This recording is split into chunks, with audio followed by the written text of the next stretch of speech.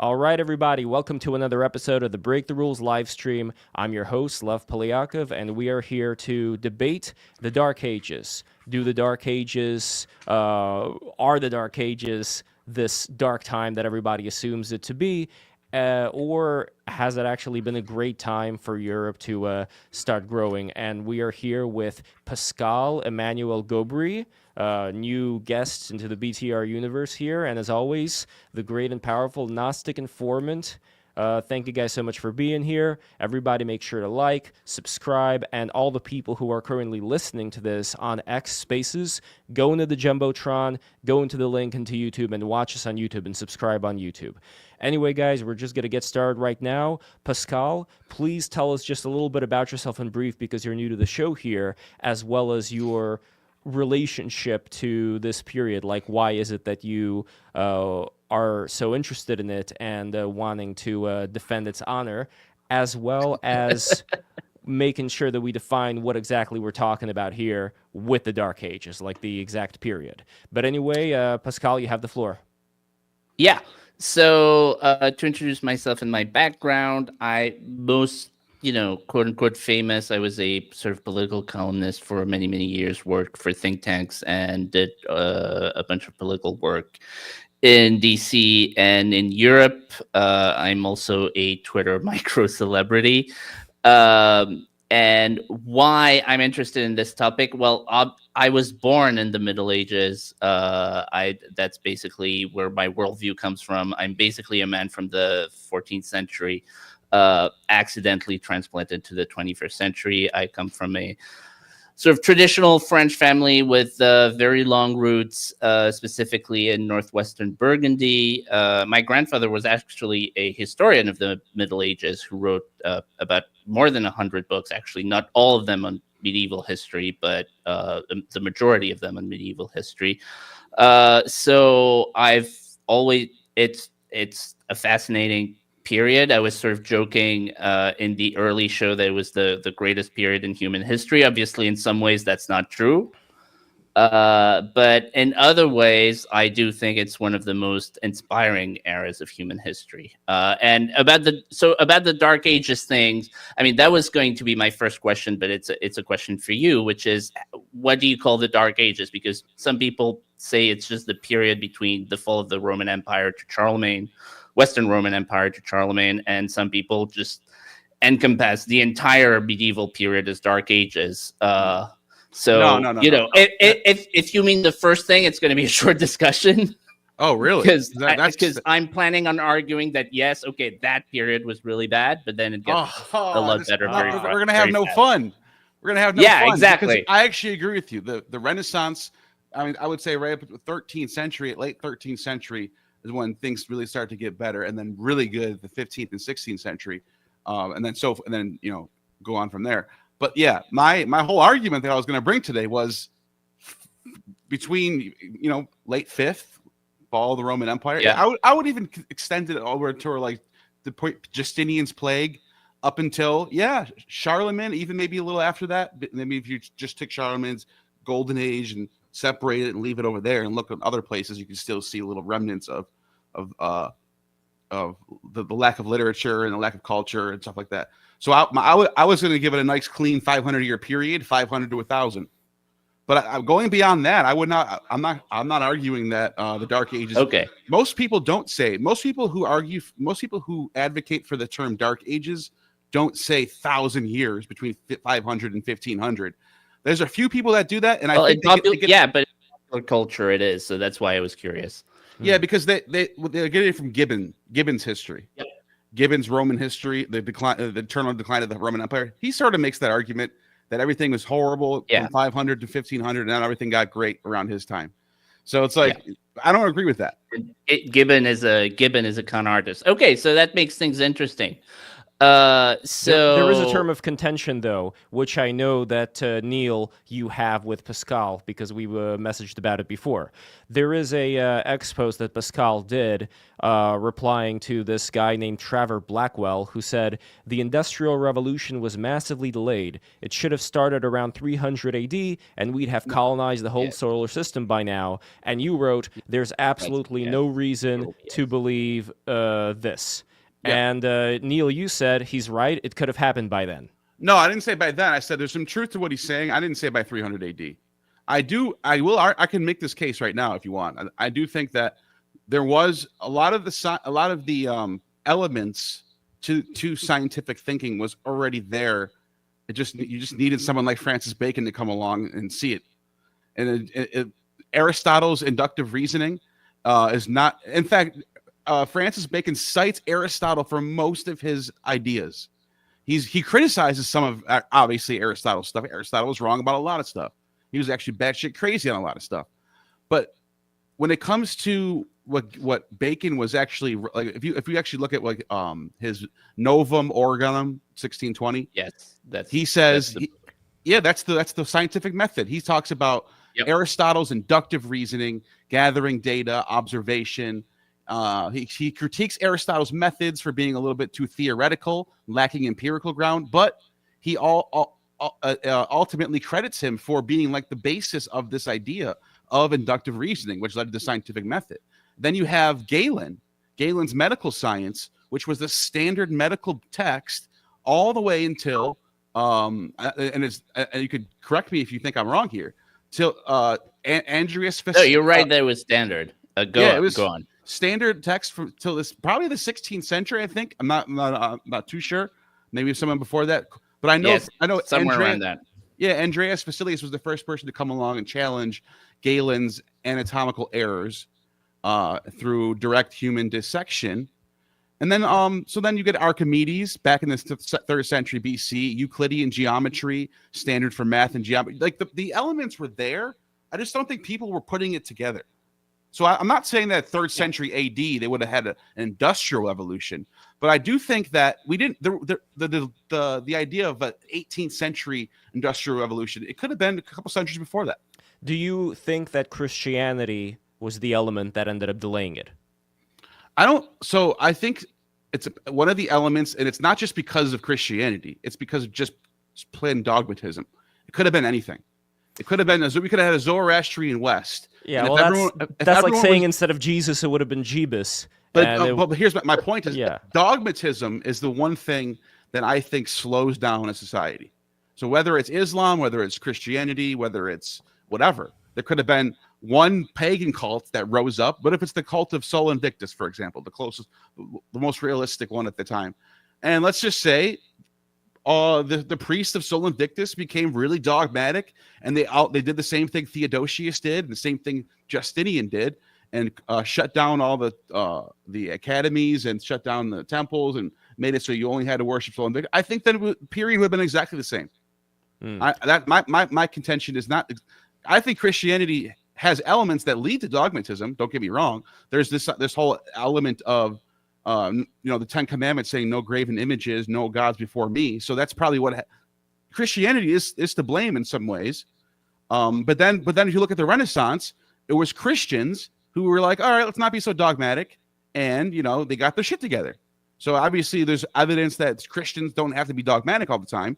But I think if we look at things as they are and go, look, what happened? One of the things, if you let me share my screen, one of the things that I was going to show, even though Greg's not contesting this, I just want to show. I just want the record to show that I'm completely outgunned because I didn't bring slides. Oh, you're good. You're good. We don't even have any. You didn't even. You already said that you agree that the early Middle Ages was a pretty bad time. So it's not like you have anything to say. Well, with lots of qualifications, I'm waiting for my turn. All right. Let me share my screen. Let me bring the stuff that I was going to bring. And guys, if you want to see the screen that Neil is sharing right now, the spaces is nowhere to be. Go into the Jumbotron, click the link, and be sure to subscribe as well when you're there. Anyway. All right. One of the things that I like to bring forward when I'm talking about the Dark Ages because I noticed that a lot of you say the word Dark Ages, and then there's certain people on Twitter that just come out the woodwork and they try to, and it's like no, bad word. You can't say that. But I'm waiting for, and I always ask these people, well, what do you think about this? What do you think about this? What do you think about this? And I never get any good. It's always, well, scholars say, and never, what do you, it's never anything of substantial, anything good. So, for example, Gregory of Tours, who's writing in the 6th century, right in the beginning of the Dark Ages, I would say. Writing in the 6th century. Great guy, by the way. Great guy. I love his works, by the way. I'm reading it right now. Gregory of Tours says, he's talking about his time period. He says, the faith of Christ burns bright in many men, but it remains lukewarm in others. No sooner are the church buildings endowed by the faithful than they are stripped bare again by those who have no faith. However, no writer has come to the fore who has been sufficiently skilled in setting things down in an orderly fashion to be able to describe these events in prose or verse. In fact, in the towns of Gaul, the writing of literature has declined to the point where it has virtually disappeared altogether. Many people have complained about this, not once, but time and time again. What a poor period this is, he says. Let me repeat that. What a poor period this is. They have been heard to say, if among all of our people, there is not one man to be found who can write a book about what is happening today, the pursuit of letters is dead in us. And I'm going to highlight what he means by this. So if you look at, I have a subscription to Loeb. I pay for Loeb, so where you guys get to enjoy my subscription for a little bit. And if you look down here, that's very cool. Nice. If you look down here, they sparse out the sources by centuries. Now, I was like, last night I was thinking this is perfect to show, because if you actually go back to, like, I don't know, any period in the BCs, 400 to 300 BC, I just clicked a random one, and you click on here, you have dozens and dozens and never-ending pages of sources. I don't even know how many, probably 100, I would say. Now, if we go back, you can do that and people can fact check me on me, tweet at me if I'm wrong. You can check any of these boxes from before 500 BC. Let's do 300 to 400. Same thing. Filled up with sources all the way to the brim. All right. You get the point here. Now check this out. If we go to 500 to 600 AD and we click on it, see what classic source, you get Boethius, a legend, not taking anything from him. He's a Christian too. You also got Nonus, who wrote the Dionysica, Procopius, some good stuff. You have 5 pages, and that's done. There is no 11, 16, 24. You can't keep going. It stops after 5 pages of classical text. Let's keep going. Okay. What happens if we go to 600 to 700 AD? Check this out. 2 pages. It's completely dead. And guess what they have? John of Damascus, good text, and then Greek anthologies. They're rewriting old stuff from the classical period. That's all the Greek anthology is. It's just like they're just copying Homer and copying Euripides. So there's nothing coming out of that period. Let's look at 700 to 800 AD. Same thing. 2 pages. You got Bede's ecclesiastical history. You know, everyone knows about that. And that's it. 2 pages. Let's keep going. 800 to 900 AD. 2 pages again. This time there's nothing. Literally just Greek anthology. They're just copying Homer. They're just copying Euripides. They're just copying the Plato and Aristotle. Let's go to 900 to 1000 AD. 2 pages. Wow. So that right there demonstrates the classical period, at the very least, dominated in culture, in literature. I mean, we could read about music theory from Aristotle and Aristotle's the Aristotelians. We have this text called Alcanusis, the Handbook of Platonism. This is a 2nd century AD book that was in circulation for it was a standard textbook for Platonist teachers in every city.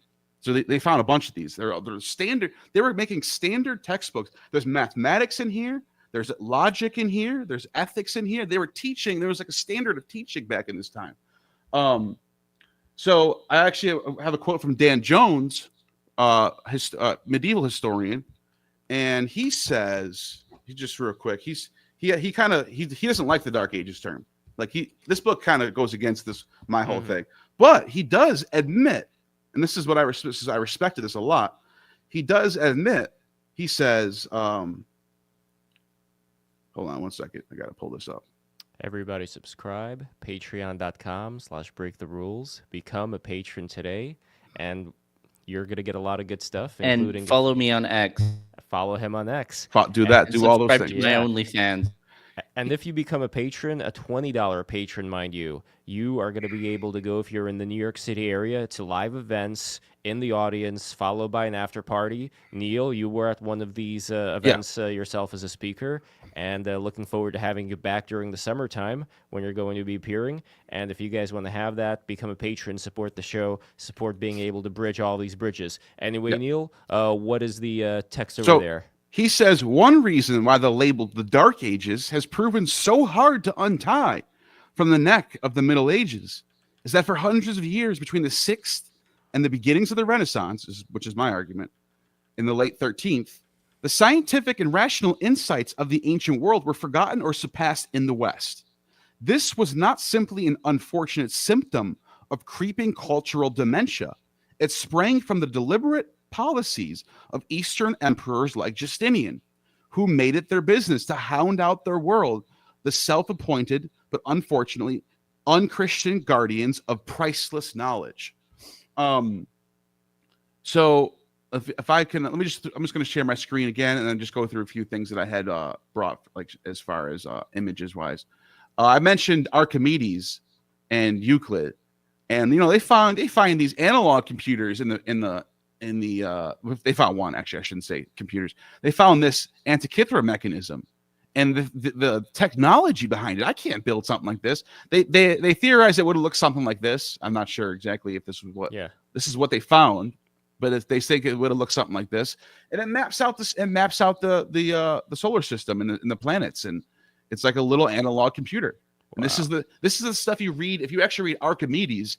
He talks about gears and levers and stuff. This is in their text, so this wasn't like a big mystery. Like we knew that they were writing about stuff like this. We just never found it until then. So Archimedes was a big one. There's some people who've gotten together and did some research. Grin and Kortayev in 2015 put together the inventions and discoveries in the West and East per capita, and you can see. They're both kind of neck and neck up until 5th century. And then all of a sudden, 5th century, you see the East rises and the West declines. I thought that was interesting. Notable scholars, people have put together notable scholars. This was from Scientific Bird on X. Data sources from Leonin et al. 2022. That's where they got the data from. They put together by geography. So people get confused about this. What do you mean Germany and France? They weren't around, and no, it's just by geography. So modern geography they're talking about. So then you look at Greece and Rome, Italy, I should say, and they're like, they're kind of vibrant and popping, and especially Greece. And then when you get to that 5th century, you see this drop to nothing, all the way up until the periods that we agree it got better. So that's a good one. This one is items on display in the museums. Like classical paintings, classical works in the museums. Another graph that just completely displays. Yeah, that's because the main medieval museum in Paris is the Musée de Cluny. So medieval works would be by design underrepresented. Just like all the 19th century stuff is in the Musée d'Orsay. So you're not going to find much 19th century stuff in the Louvre. It doesn't mean nobody made art in the 19th century. Okay, that's an interesting rebuttal. Let's keep going. So this is how another thing I want to talk about is architecture and how city planning and building of cities, republics, kingdoms, etc. And this is how you would find, this is kind of like an early Middle Ages depiction of a really nice city. I'm not saying it's bad. Here's another depiction of a Middle Ages. It's very much like the castle on top and the middle class in the middle, almost like the pre-feudalist setup, right? But you look at the classical period and the way these cities were structured, their architecture. This is Halicarnassus. This is Ephesus. I mean, there's just gorgeous architecture. This is Alexandria. This is Athens. This is Pergamon. This is Rome. I think. No. This is I think this is Ephesus actually. And then okay, that's that one. The other thing I wanted to real quick, and I know I said a lot here, but the last thing I wanted to say was policy. When we look at the Byzantine emperors, we have tons of sources from the ecumenical councils, from their just like the Council of Trullo, where some of these laws that they're implementing. First of all, they're having this problem with iconoclasm for so long, because early Christians, if you ever wonder why there's hardly any depictions of Jesus, there's no depictions of Jesus in the 1st century. There's like one contested one. 2nd century, there's like 2. And then all of a sudden, in the 3rd century, you start seeing a bunch of images of Jesus, but not a lot. They're in the catacombs. Then 4th and 5th and so on, he starts getting more and more. But it's because of this idea in Christianity and Judaism, and Islam picks up on this. It's part of the biblical philosophy, is that graven images are evil. So you sort of set up a society. Imagine, are we living in a time where drawing a picture is considered wicked? Like that, what kind of society does that produce? And I think the iconoclasm, if you look at the iconoclasm movements, that ended in the 8th century. It ends in the 8th century. What happened? I mean, the iconoclasts lost. It lost, absolutely. But it was there for so long. They were going back and forth. So there's an iconoclasm movement in the 7th century. They get rid of it. Then it comes back again and lasts until the middle of the 8th century. So yeah, they lost. Good. I'm glad. And then it comes back in the 16th century, except it's called Protestantism. Yes. Right. And I think those ideas produce a society without images, without art, without paintings, without faces. There's something about that I think that drastically reduces the state of a culture without images. Theodosius kicked out all the philosophers, the Neoplatonists, kicked them out. They went to Babylon. The Theodosius closed down all the pagan temples. Eleusinian mysteries were shut down. And last thing, one of the interesting ones I found was from the 8th century in the 700s. There was a Council of Trullo where they banned frivolous laughter for people who are producing wine. So wine producers that are making wine with their feet, and they used to laugh out loud, and they used to drink the wine and get all giddy. And they said, no, that's honoring the god Dionysus. That's That's an abomination.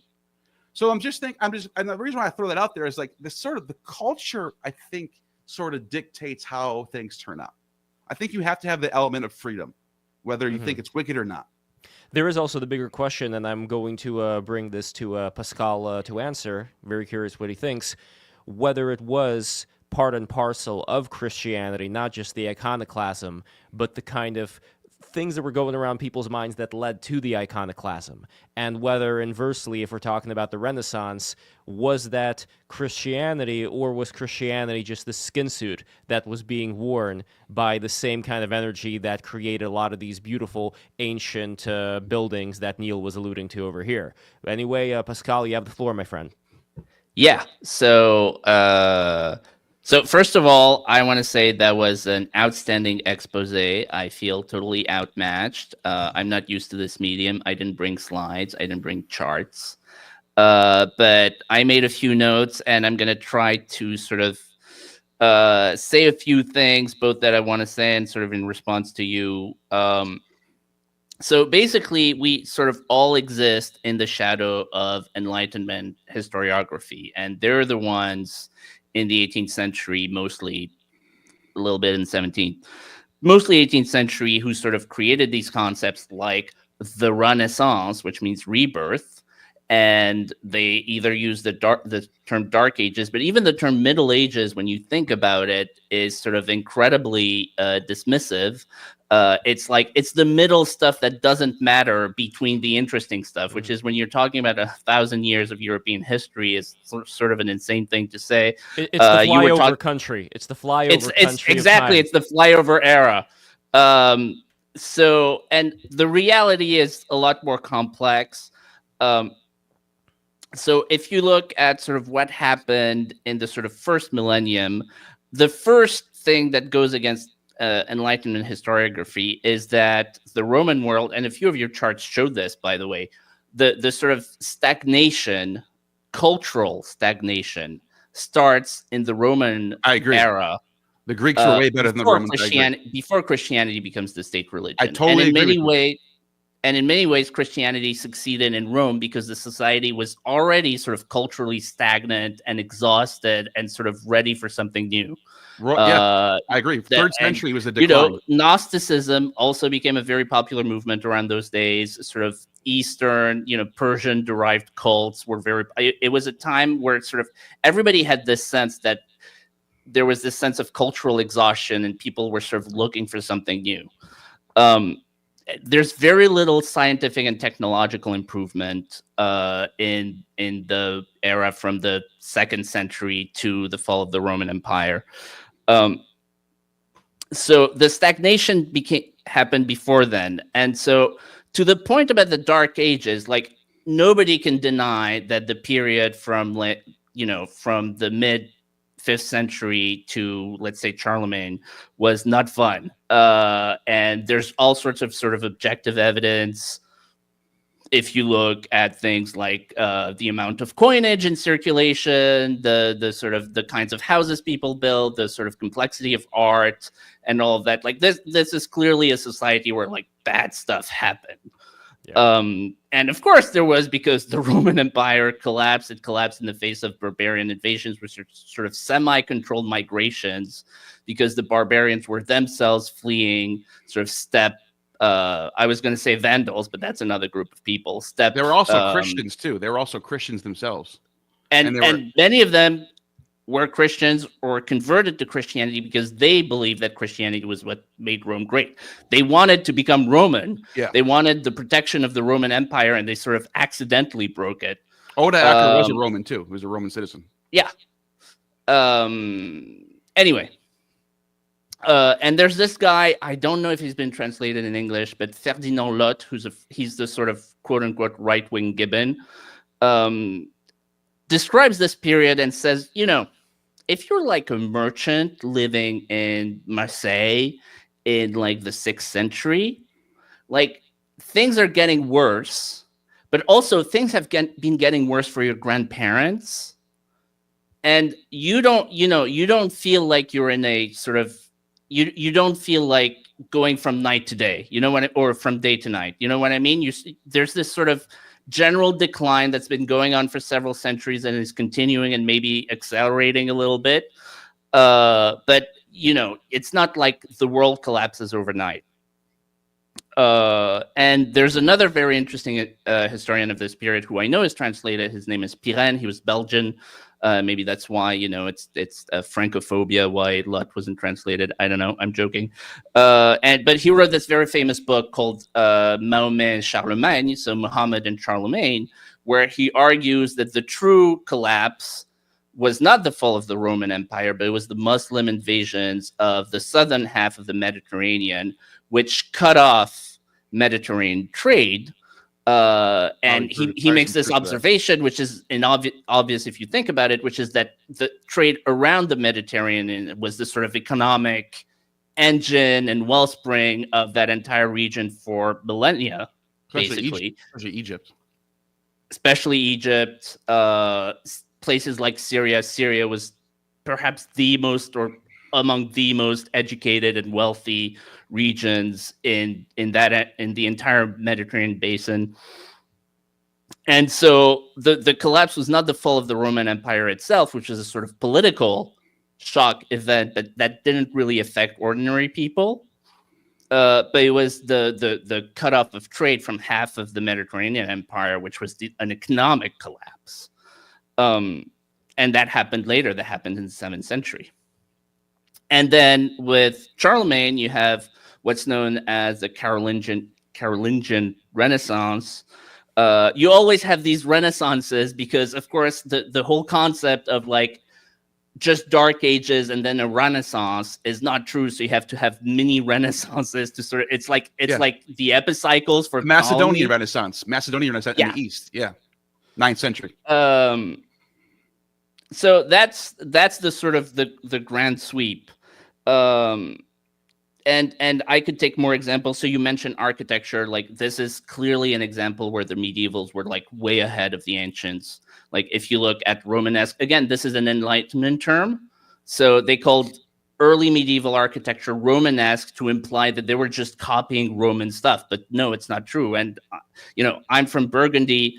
The Burgundy Romanesque is like the main school of Romanesque architecture. It's absolutely magnificent. And if you've been to the Colosseum in Rome or the Parthenon in Greece, and then you go to one of these churches in Burgundy, but that's late middle. The buildings are twice as high. The arches are twice as high. Is that the amount of air and space is twice as high. So there were breakthroughs in mathematics and engineering that enabled this. And this was at the turn of the millennium.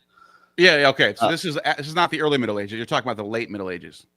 Well, I'm sort of going on with what happened, in that era. So the real turning point is around the turn of the millennium, and then things starts to really accelerate. Sure, I agree with that. What else was it going to say? Yeah, you mentioned music theory. So you're going to say it's after the year 1000, but it's soon after, and basically all of the music theory that we have was basically invented by Christian monks around in the 11th century. I would say that because they were singing psalms and stuff all day. Yeah, polyphony was invented by Christian monks. The octave scale, I don't know the English language terms because I learned all of this stuff in French as a kid, but the sort of measures was theorized, invented, and then theorized, committed to paper, right? Both things matter, by Christian monks, really around the turn of the millennium, 11th century. What else did I have? Okay, so that's the sort of broad outline, and then to the key question of sort of, cultural attitudes to free inquiry,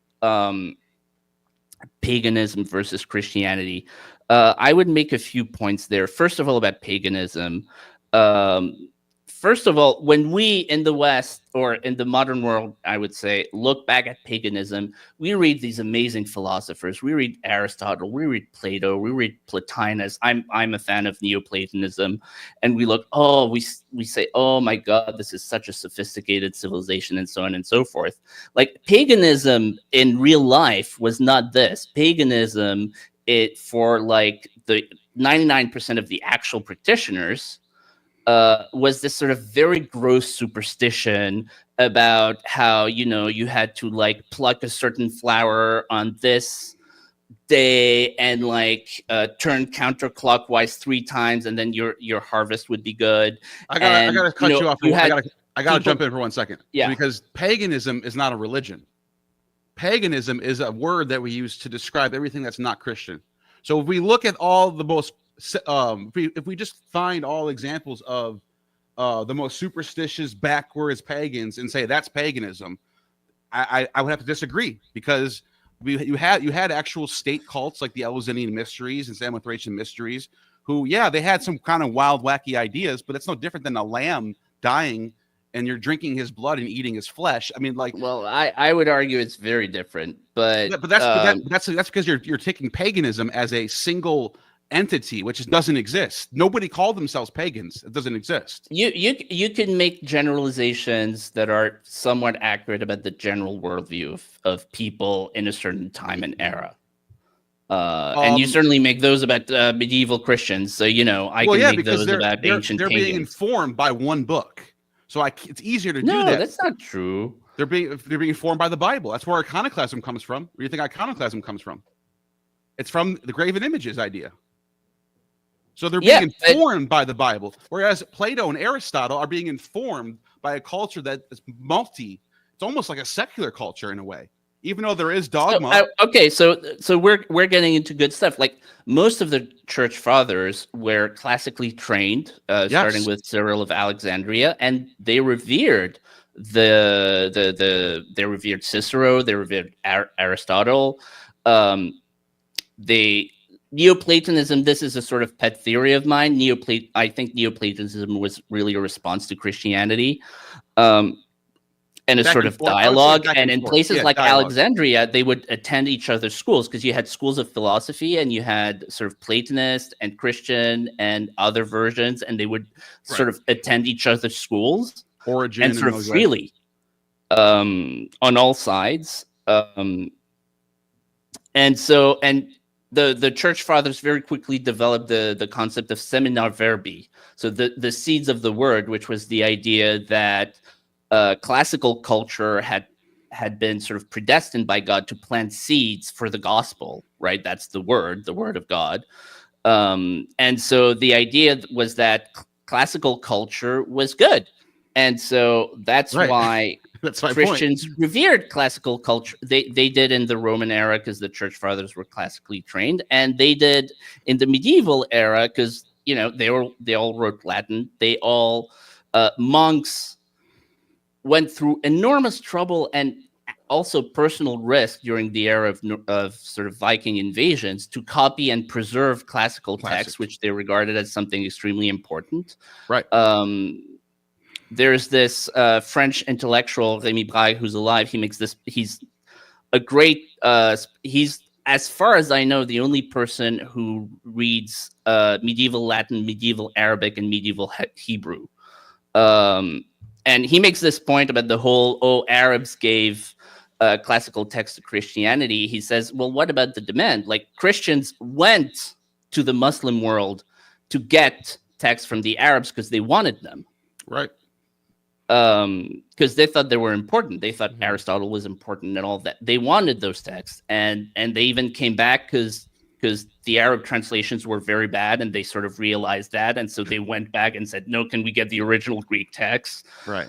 I have a question, by the way, for Pascal. So the idea that Christians were these sort of the Christians in those times were these sort of fundamentalists who, like, they only believed in one book. And they sort of got their ideas from only one book isn't true. I mean, there were some people like that. Like, there are brutal idiots in every large group of people, but I agree. That wasn't the mainstream. All right. But let me think about what we're saying here. The good, we're talking about what happened, how did things get better? You even said, you kind of highlighted this. They're going back to the classics. They're going back to Aristotle. They're going back to Plato. They're going back to Galen. They're going back to these classics of a time period where these horrible backwards pagans that are sacrificing goats and having orgies. How do they produce Plato? How do they produce Aristotle? It's because they weren't being the idea of like paganism dictating society wasn't a thing. Paganism was local. Every city had their own local cult. Whereas in the Middle Ages, you had theocratic elements in government that were sort of dictating how society was. Well, cults were local, except if you refused to sacrifice to the emperor, that was a death penalty offense. So that's not really local. That's a little bit untrue too. Hold on, but only certain emperors took that seriously. Nero and Caligula, and it was still a law on the books. I mean, most if you want to talk about theocracy, like death penalty for not worshiping the emperor as a god, like that's literally the most theocratic idea you can imagine. Like Iran doesn't have that, North Korea doesn't have that. But like I said, most and medieval Christianity certainly never had that because, of course, kings were not God. Yeah, medieval Christians were killing people for blasphemy. So who cares about the emperor? This is just replacing one thing with another. But like I said, most Roman emperors wanted to keep the peace. They weren't psychopathic maniacs. They let people worship. Judaism was mostly left alone, except for under Nero and Caligula. Augustus was like, "Yo, you guys raise your own taxes, and you guys are part of our empire." They let them do their thing. I have a question for Pascal. So, Pascal, when it comes to something like iconoclasm, what was the process in which this was enacted? What channels of authority did it have to go through, and how was it enforced henceforth? So, I mean, it's a very complex history, and it mostly happened in the Eastern Empire, which I'll be honest, I know less about. So basically, I mean, the general idea is you have this new movement. You have like individual priests or bishops who start saying, "Oh, this is bad," or "Oh, this is good," and then basically you have sort of local councils that try to resolve it, yes or no. and then if that doesn't die out, you convene an ecumenical council, which is a council of all the bishops. I mean, not all of them attend, but all of them are invited. And then the ecumenical council hands down the sort of final answer, yes or no, and then the people who lose, well, bad things may happen to them. I mean, I'm trying to walk a fine line between, on the one hand, I don't think it's illegitimate for a state to have a religion. In fact, I think it's impossible for a state not to have one. And if you try to pretend to be a secular state, you'll just invent a secular religion to justify whatever the state wants to do. And I think it's okay for the state to take measures to sort of promote and protect its religion. So on the one hand, I believe that, and the Christians did, and I think that's not a bad idea per se. But on the other, you don't want to become like crazy, maniacal, killing people, and so on and so forth. And that's part of the history of every religion. And I would argue that on balance, Christianity is actually one of the most tolerant religions, certainly more tolerant than Islam.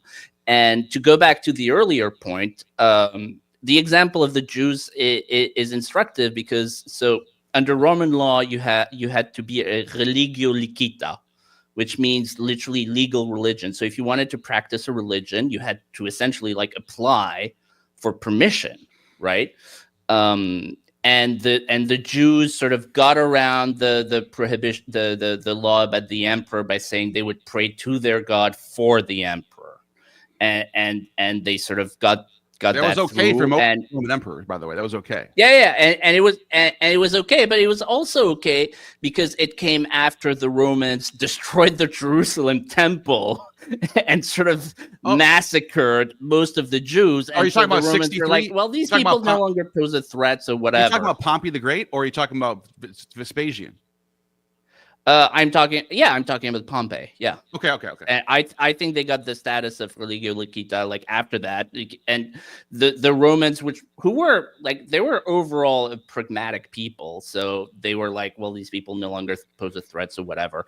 But there are other examples of extreme pagan intolerance. An example that concerns me is the Gallic Druidic religion, which the Romans believed was a sort of vector of sort of Gallic nationalism. And so they engaged in a very vigorous and bloody campaign of exterminating Gallic Druids over a very long time. And this was, what we nowadays would call cultural genocide because Gallic religion was oral. What do you think? Druidic religion was oral, so when they massacred all the Druids, they destroyed all knowledge about the religion, which is why we know so little about it. What do you think Charlemagne did in the same regions, in Spain and Gaul, and when he got encountered with this, blew up? Well, he wasn't very, he wasn't very nice to the Saxon pagans. That's the golden age that you said, right? I didn't say it was a golden age. I'm just kidding. It was like a mini renaissance for that period. Can I share my screen real quick? Sure. I don't mean to cut you off, but I just want to say something about like this idea that like Christians are not as superstitious as the pagans were. Look at this. Still to this day, they have this ritual called the Blood of Saint January. Every year during the month of January, the Pope comes out and he shows you this thing that has blood in it. And if it's liquefied, it's a miracle. And that means that things are going to be good for the next year. If the blood is not liquefied, then things are going to be bad for the next year. How is that any different than Roman augurs looking up at the birds flying around and doing some sort of divination? It's no different. I mean, if you want to go into the discussion of miracles, this is very fascinating because, of course, the church has an office of miracles, which still to this day certifies miracles. And in France, you can go to Lourdes, where there's a medical board, the regulation states that the majority of the doctors on the board must be non-Catholic. That certifies unexplained healings, like people with terminal diseases who are fine. And like you can look up all the documentation online. It happens to this day. which is certainly a very interesting thing, and I don't think it's something that argues against Christianity for sure. Well, it Right. I was going doesn't. to say we have Yeah. papyri from the Hellenistic period, from the temple of Epidaurus of the sanctuary of Asclepius, where people's eyesight came back and their arms grew back, and they were dying and they were healed by the god Asclepius. I mean, I don't. Well, like, these things. Okay, so if we assume, just to be a little bit hippy dippy for a moment, if we do Yeah. assume that there are certain extraordinary things that occur in life that we do not have the capability of understanding how they occur, that does not mean that Christianity is the reason why those miracles are occurring. Like, those two things can be separated from each other, can they not? Yeah. So then when it comes to the superstition that we're talking about before, whether or not, like, back during the ancient time that Neil was talking about, we did have all of these miracles occur, it's not necessarily something that lends itself to absolutely needing for it to be Christianity versus, let's say, Sol Invictus. So, for example, Neil, like, if Sol Invictus were to have been the religion of the state, after the previous ones were not as strong anymore and people felt a sense of disorder, would that have been a different outcome than how things went with Christianity? Because this is kind of like why I did bring up this question of iconoclasm. Because with iconoclasm, you're not really going to have that much production of things that lend itself to a Renaissance, and there was a mechanism for iconoclasm to occur through these ecumenical councils, like Pascal was talking about. So with like a different mechanism, would we have had a lot more of these Renaissances down the line? But anyway, let's go to Neil. You wanted to share something before Pascal responds, right? Yeah, there's one thing I forgot to bring up. Actually, two things I forgot to bring up, but is technology. And we never got into technology. Alexandria had heated floors. They had opening doors, automatic opening doors caused by water pressure. You'd stand on a block and the water pressure would increase and then it would open the door up for you. This is like the technology that was unheard of until way later in the Renaissance, and even let alone post-Enlightenment period. In fact, even the Muslims, I think they learned from deconstructing Alexandria, because when the Christians actually retook Spain and they went to the temple, or the castle of Granada, they found a city that had water, that had pipes of water going through it, and similar situations of automatic stuff, doors, rooms that had like saunas and steam rooms and opening windows and stuff. It was just insane architecture that we don't find in the Middle Ages at all. And I just want to, like, how do you go from this to this is part of my argument for, like, we didn't make. I don't know how are long you we had to seriously comparing this to Notre Dame? Notre Dame would be Notre Dame is not early. Notre Dame is not early Middle Ages. You said Middle Ages, like. Yeah, I'm talking about the early Middle Ages. They had heated floors. When did Notre Dame get those heated floors?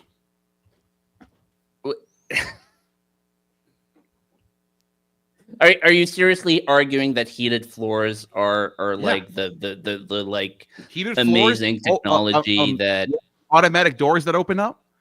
Automatic doors, ventilation, all this stuff that you didn't know, that no middle how about the iron plow, which allowed Europe to get out of its 1,000-year Malthusian trap and actually increase its population?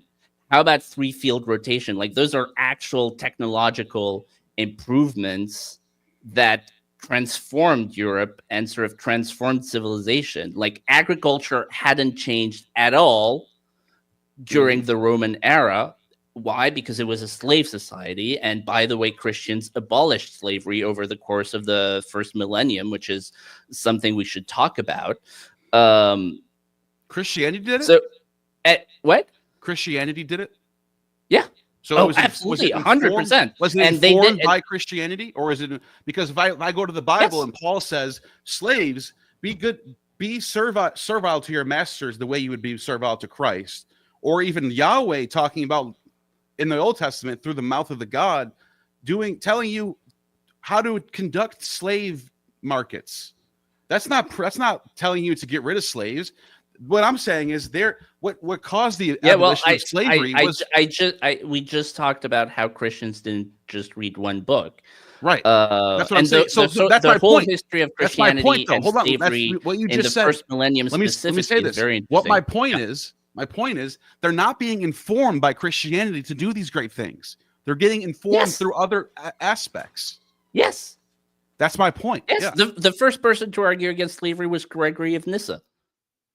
No, it's not, because there's a pagan writer from the you have a pagan writer from what's his name, the Stoic, who argued the first regulations Alcidamus of Elia, and to sort of reduce slavery were taken by your buddy Theodosius, the one who closed the pagan schools and temples. He also made sex slavery illegal. He made it illegal for a free person to have sex with a slave. Yeah, because of his backward Christian morality. He also gave us the Theodosian codes that was like, completely outlawing anything but Christianity, making Jews live segregated. They couldn't marry. And that was very good for the slaves. It was not so good for the pagan professors, but it was very good for the slaves. So and so once Christianity becomes Alcidamus and Elia argued against slavery. Hang on, just making this point. Right. Once Christianity becomes the state religion of the Roman Empire, every year you have campaigns during Lent encouraging people as a form of Lenten penance to free their slaves. You had laws you had laws, for example, that it made it mandatory. So many slaves could earn money, and so if a slave wanted to buy back his freedom, it was made mandatory that the owner had to accept it. They had a similar culture as that in Rome during the time of Saturnalia. It was common that slaves would be let off as a gift. Much less common. And so I don't know if that's true. We have to look into that. Like the late Roman Empire was a slave society. Like the majority. Sure. The majority of people were slaves. That was just not true of Europe in 1000 AD. Slavery was very marginal. But then in the Golden Age, the one we actually agree on, 16th century, you have papal bulls from Pope Alexander in 1493 that said, go and enslave the Native Americans, the Aztec, whoever you find in the New World. They are your servants. I gave you a papal bull. And it even included. Oh, so now the 17th century is relevant? Well, I'm just saying this is the Pope doing this. So I'm saying sometimes when Christianity is informing things don't really necessarily go in the direction that is. So the way Christianity was de facto abolished in my country, in Gaul, was in the 7th century. So smack dab in the middle of the Dark Ages, when it was a Frankish queen, Bathild, who set out an edict saying that every person born on French soil was free. And so she essentially, and the purchase and sale of slaves was banned. So she essentially grandfathered existing slaves, but ensured that slavery would not exist for the next generations because you people weren't slaves and you couldn't buy a slave. And the reason I make this point is because usually when people talk about the extinction of slavery, they talk about economics. They say, oh, it was because, the economy progressed to a place where people were more productive as employees rather than slaves. And so it was in their economic interest to do so.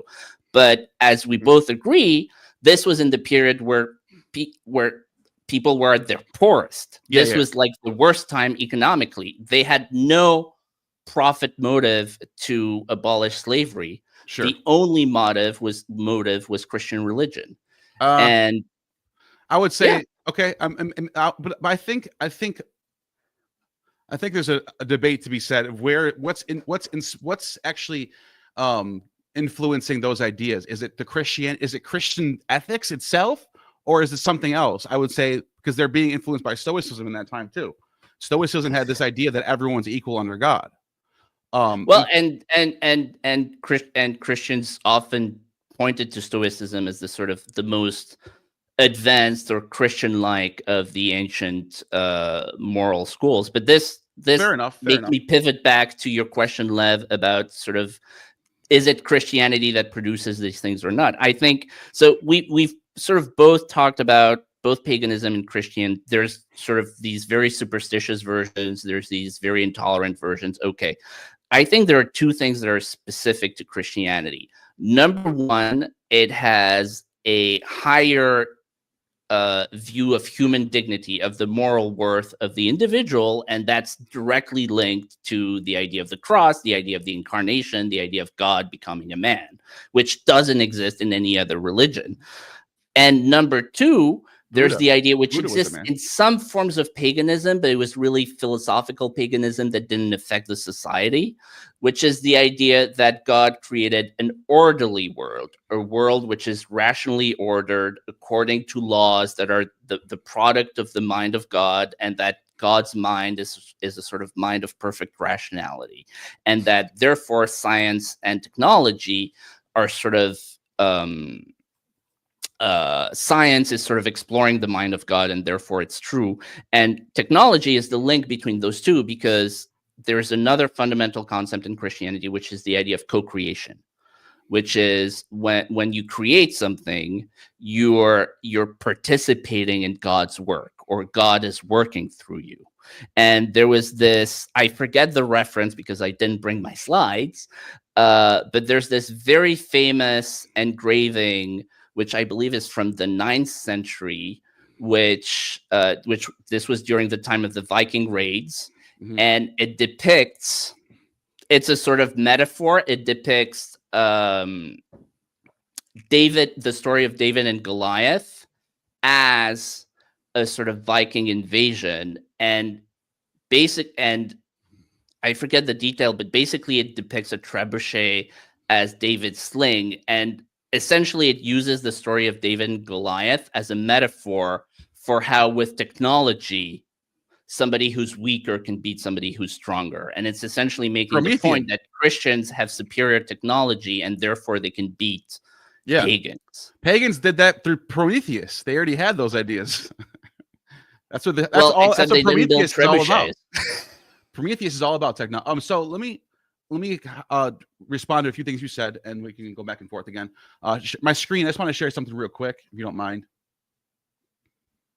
Lev, you're muted, but yes, there is a super chat. There is here. I'm going to unmute myself here. There is a super chat that goes to what you guys were talking about. So real quick, for $10, Alyosha, it was messy to be sure, but you had to remove paganism in order to move towards egalitarian ideals. Paul's neither male, female, slave-free, etc. So I just wanted to share that with you guys. Keeps needing those super chats. I think there's some truth to what they're saying, but I'll get back to that.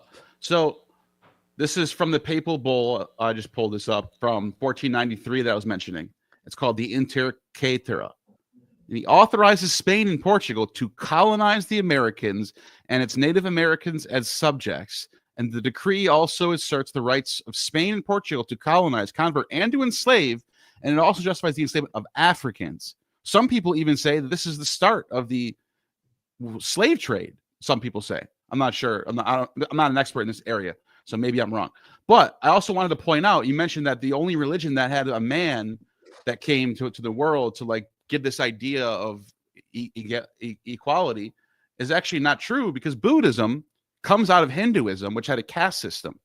The Buddha rejects the caste system, and even Buddhism itself in different parts of the East had movements of freeing slaves, and then obviously slaves would come back again. It's just like the West. Slavery. Yeah, but that's not really relevant to the European Dark Ages, right? Right, but I'm saying you said there's nowhere else in the world was this ever a thing. I think you said that. Okay, but Buddhism did have influence on the West in some cases. There are, like in Alexandria, there were Buddhist temples. So there is some people who were aware of Buddhism. You know, it wasn't like it is far away, but I'm just saying it's not like you can. You said Christianity is the only thing that did this, and it's just not true. I mean, I would say that Christianity is the only religion that states that the God who created the universe became a man and lived and died for our sins. I would say Well, that that last part I Buddhism agree with. doesn't state that at all, and neither does Hinduism, right? I mean, the I idea agree. of the dogma Yeah, of the doctrine of Buddhism, the incarnation is sins is not different a from like Zeus posing as a okay. human to like Si- impregnate some farm girl, right? That was what you just said was a begs the is a begging question fallacy, question begging fallacy, because died for our sins. That's if you only if you're a Christian do you care about that. That's it's a non sequitur to someone outside of Christianity or to a Buddhist. Died for our sins. What does that even mean? That's only through Judeo-Christianity where that even makes sense. You don't need a God to die for your sins if you don't need if sin isn't even a thing. It's just some made up concept. So like the idea that a God came and died for our sins, yeah, of course Christianity is the only one that made that. But other So we agree. Okay. So well, just on that last part, but the idea of having a God that informs egalitarian stuff is not true. What about Sol Invictus? Because Neil, you were talking before about how during the Roman Empire there were competing religions. So instead of Christianity, there could have been the Sol Invictus. Would they have had the principles to allow for flourishing? For flourishing, maybe. I thought you were going to say egalitarians. Well, let's see. Well, no. That's let what me. This is a good point. Let me talk about this. I agree that Christianity has a completely opposite almost worldview as the leading state cult, which was the Sol Invictus Mithraism type of soup that was going around. The Roman imperial cult, late antiquity. Sol Invictus was the highest god. You had the secret mysteries of Mithras that was like esoteric for people that initiated. But that type of culture would have produced a society that probably would have kept slavery around. I'm just being completely real. It wasn't egalitarian as much as Christianity was. It wasn't lifting up the poor or the Christianity was doing that. I'm admitting this right now. But what kind of society would the Sol Invictus religion produced? I would say more focused on the growth of power and technology and stuff like that. Maybe less for cultural norms that you find in Christianity, which is like freeing slaves and stuff like that. So I'm actually being honest. I think he's right about that. I appreciate that honesty. The argument I would make is that kind of society doesn't value or doesn't produce many engineers, many tinkerers. This is the famous point about Aristotle, where he says, the point of life is, or the successful life is to have a bunch of slaves so they can do your work, so you don't have to work, so you can just contemplate nature and the cosmos. And if you have a society of free people, they become merchants, they become engineers, they become tinkerers, they become all of that. And that's how you see this sort of flowering of technology actually at the turn of the millennium. And if you brought up sort of New World slavery, I can bring up like centuries, 10, 11, 12, 13, which is when you see this explosion of really technological, financial innovation. Yeah. And I would say, that I believe could only have happened in a Christian society. That's false. That's absolutely false. And by the way, the reason why I can prove that's false is because if you actually read the text of those Renaissance people, I have a book about the Italian Renaissance right here. You could go through Petrarch, you go through Machiavelli, you go through Da Vinci.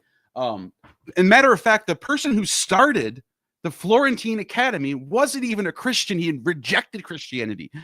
I'm talking about stuff that happened before the Renaissance. I know. I'm bouncing around here. So those people who brought about this Renaissance were going back to the classics. They're going back to they're going outside of Christianity to get to these places of knowledge.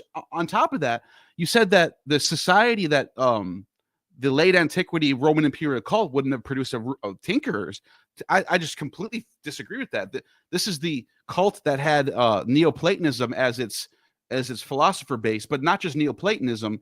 The Neoplatonists of that time period were also Neo-Pythagoreans, also Aristotelians, all kind of operating underneath this Roman imperial cult. Julian the Emperor, we have all of his writings, not all of them. We have a whole bunch of writings from Julian the Emperor, and he's praising Aristotle and praising Pythagoras and praising Plato. And imagine people growing up reading that as a holy text. That would have made them go, "Oh, what did Pythagoras say? Oh, what did these other Greek people say?"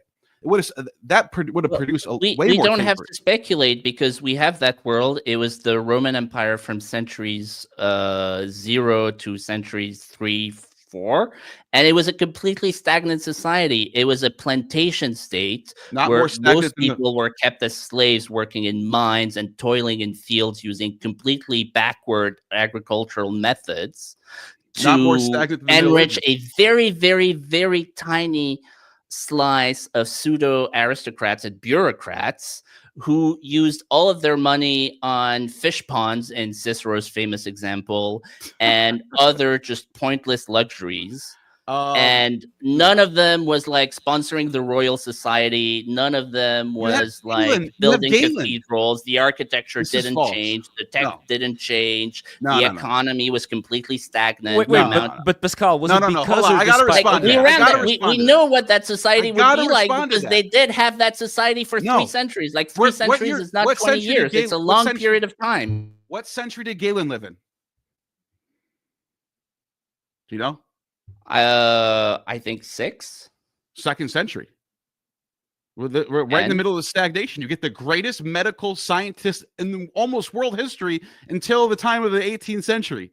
How is that stagnant? How does a stagnant backward society produce someone like Galen? And it's not just Galen. You still have a culture of producing philosophy. You have individuals, but you don't have, in comparison to institutions, the Greeks, which is how you know a society is. They had institutions. The university, like Christians invented the university, right? Based off of Plato's Academy. To turn this into an institution. Based off of Plato's Academy. The Academy was like a private school with like a few dozen guys. I mean, so was the early university. No, they weren't. Yeah, you had to be a part of a wealthy class to get to that university early on. It wasn't like a public school for everyone to join. But let me just say something on what I was saying before. I agree with you. If we compare the Hellenistic Greek period to the late antiquity Roman period, I agree with you that the Greeks were better. There was stagnation in the Roman period, but nothing compared to the early Middle Ages. You still produced Galen, you're still producing philosophy, you're still producing all the arts and playwrights and comedies and music. You're still doing all that stuff. It's just in comparison to the Greeks, they just weren't as innovative. And I agree with you on that. But then once you get to the 6th to 7th and 8th century, and I'll even admit some of it might have to do with the plagues. We didn't even bring up the plagues yet. The Justinian plague around 541 wipes out half the population. And it continues all the way until the middle of the 8th century. These plagues keep popping up, so that might have something to do with it too. I think you would agree on that, right? What? I'm sorry. The plagues. I'm having a family thing right now. Oh, okay. Well, I'm just saying you have plagues happening through the 6th to the 8th century, and even that, you can't blame Christianity for that, but it doesn't. It does say that this period was dark. I mean, you agree on that part anyway, so I don't have to harp on that. But I'm saying the Roman period wasn't as stagnant as I think you're trying to make it out to be. You still like Galen is just the completely debunks that. Like, how do you produce someone like Galen if the society is so stagnant? That's one guy. Well, it's one guy, but you still have the philosophers. You still have Plato's Academy all the way up to the 6th century. You still have centers of learning that were happening in the Roman period. Again, I'm a fan of Neoplatonism, but it's like 5 guys. No, how would you describe this stagnation? That's why I brought up the Elkinu's Handbook of Platonism. They find these. If you compare that to Thomism, which is like hundreds of which is Aristotle people, which is Aristotle. Which is in large part Aristotle, because Christianity is actually a lot more open-minded and rational than you implied at first. Yes. At first it wasn't, but then it became that way. I agree. But the question of it becoming a certain way, it again goes to, was it because of Christianity or was it despite Christianity that we started seeing like not the egalitarianism, which both of you guys agree was the case, with slavery, but when it does come to technology, medicine, all these innovations, was it because of Christianity, was it because of Christian doctrine, or was it despite Christian doctrine that we saw the rise of a lot of these things later on?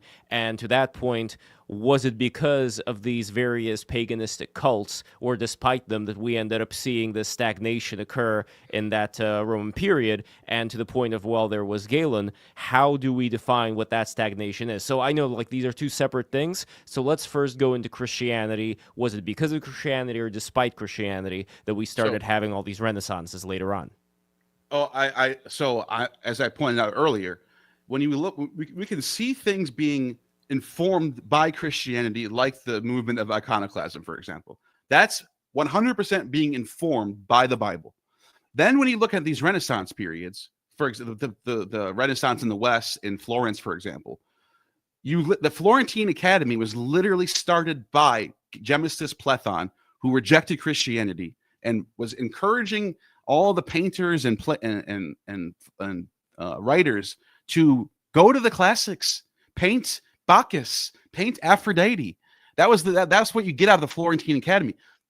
Thomism, he brought up Thomism.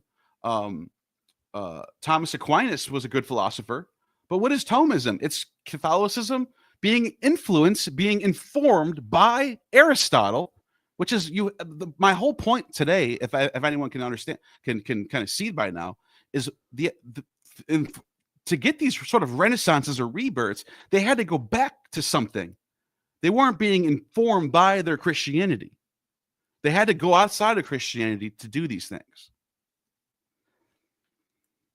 Well, I mean, I would say that it was because of Christianity that they were inquisitive and that they took good ideas wherever they found them. And I think there's this kind of two-step where, Christianity can't both be sort of so intolerant and dead that it doesn't produce anything, and also go back to Aristotle, go back to Plato, and produce great things. Like either it kills the soul or it doesn't. Either it kills sort of inquiry and thought, or it doesn't. Right.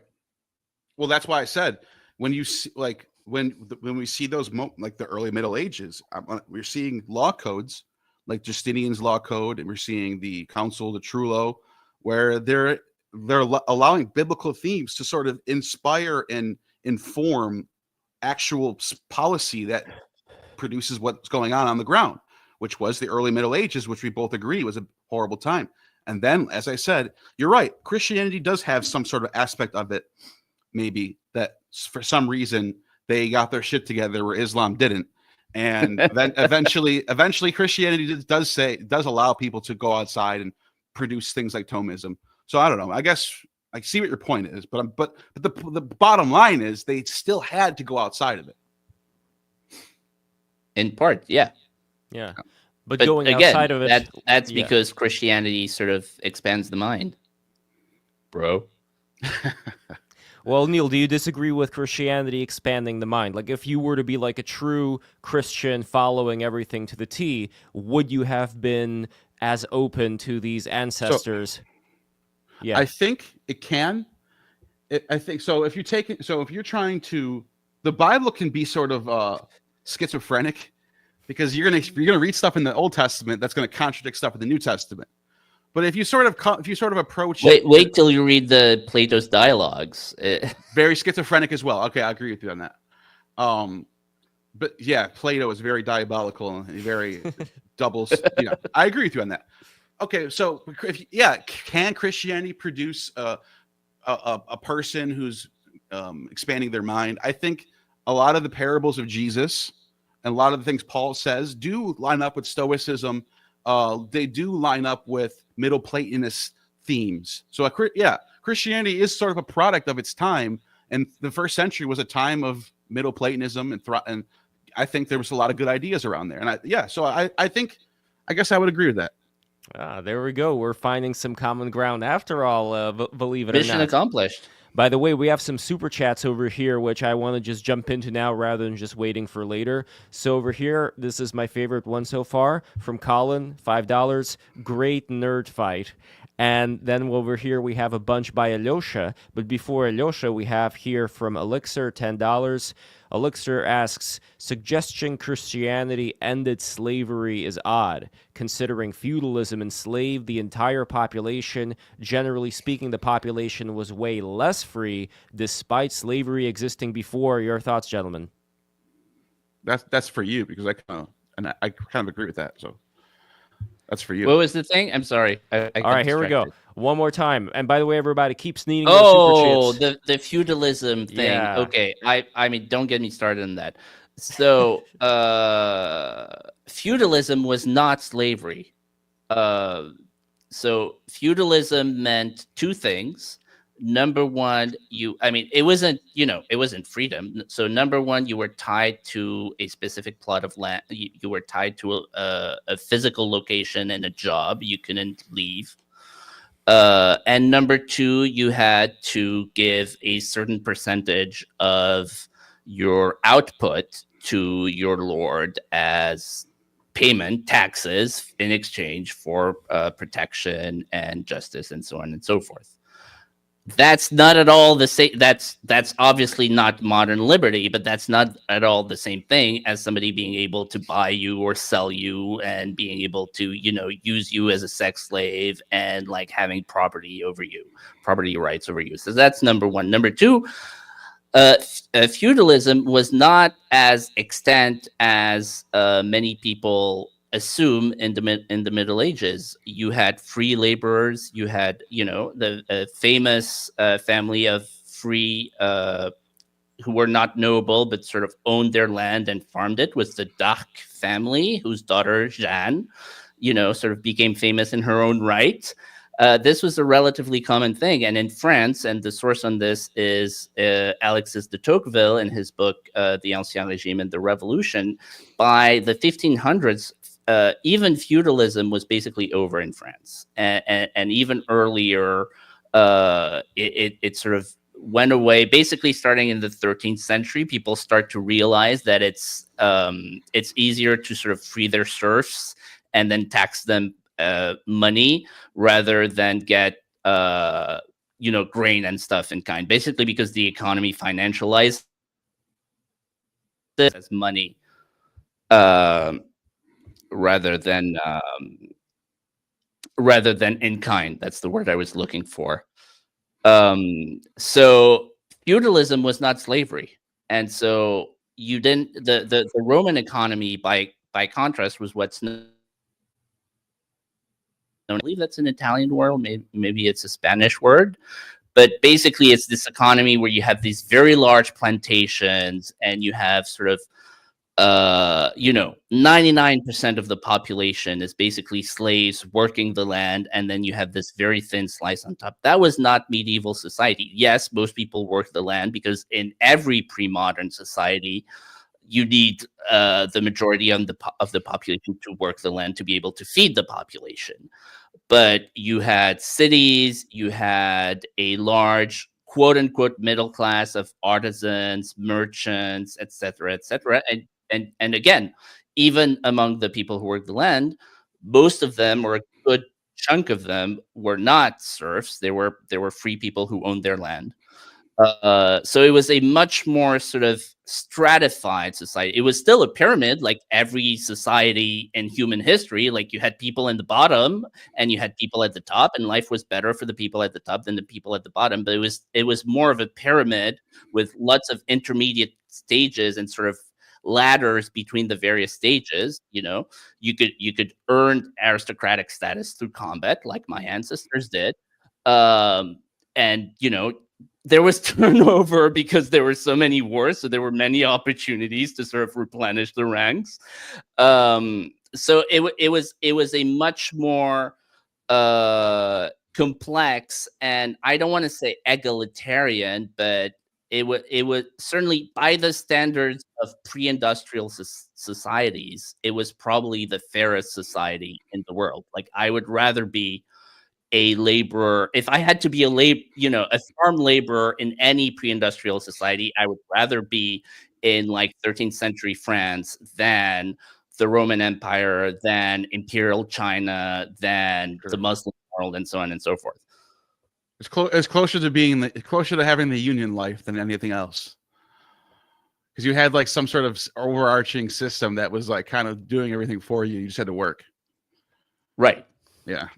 Right. And like, people had guilds. So, the people who built the cathedrals, they had collective bargaining, and they paid dues to the guilds, and the guilds gave them like, some form of health insurance and retirement and stuff like that. Yeah.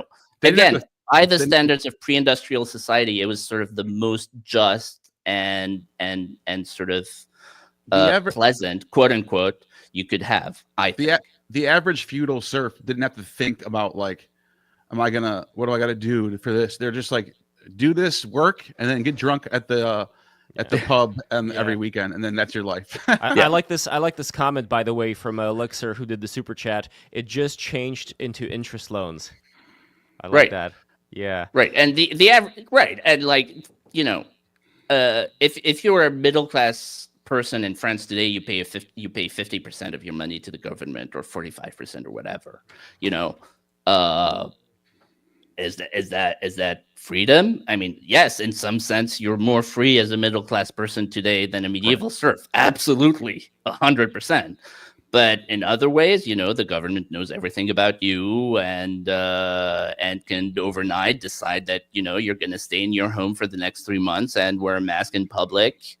This is another point Tocqueville makes in medieval, he talks about pre-revolutionary France rather than the Middle Ages specifically, but to his mind, it was a quote unquote more libertarian society than after the revolution.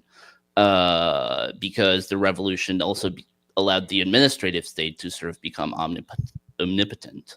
And so in some ways you had more rights, but in other ways you had fewer rights. Neil, are you starting to turn around on your thoughts when it comes to Christianity within the early Middle Ages? No. Let's say, like, no? No. So it might sound like I'm talking on two sides of my mouth when I'm saying, does Christianity have this sort of egalitarian vibe going on? Yeah, I do think so. But I also think a lot of the things we credit Christianity for were already present in like things like Stoicism, things like Middle Platonism, things like Neo-Pythagorean. Like these are not like new ideas that Christianity came to bring to the world that was so oblivious to these things like freedom and liberty. Like, so that's why I'm saying, like, yeah, I get it. I understand what you're saying. And I do think there's elements of Christianity that sort of developed this way.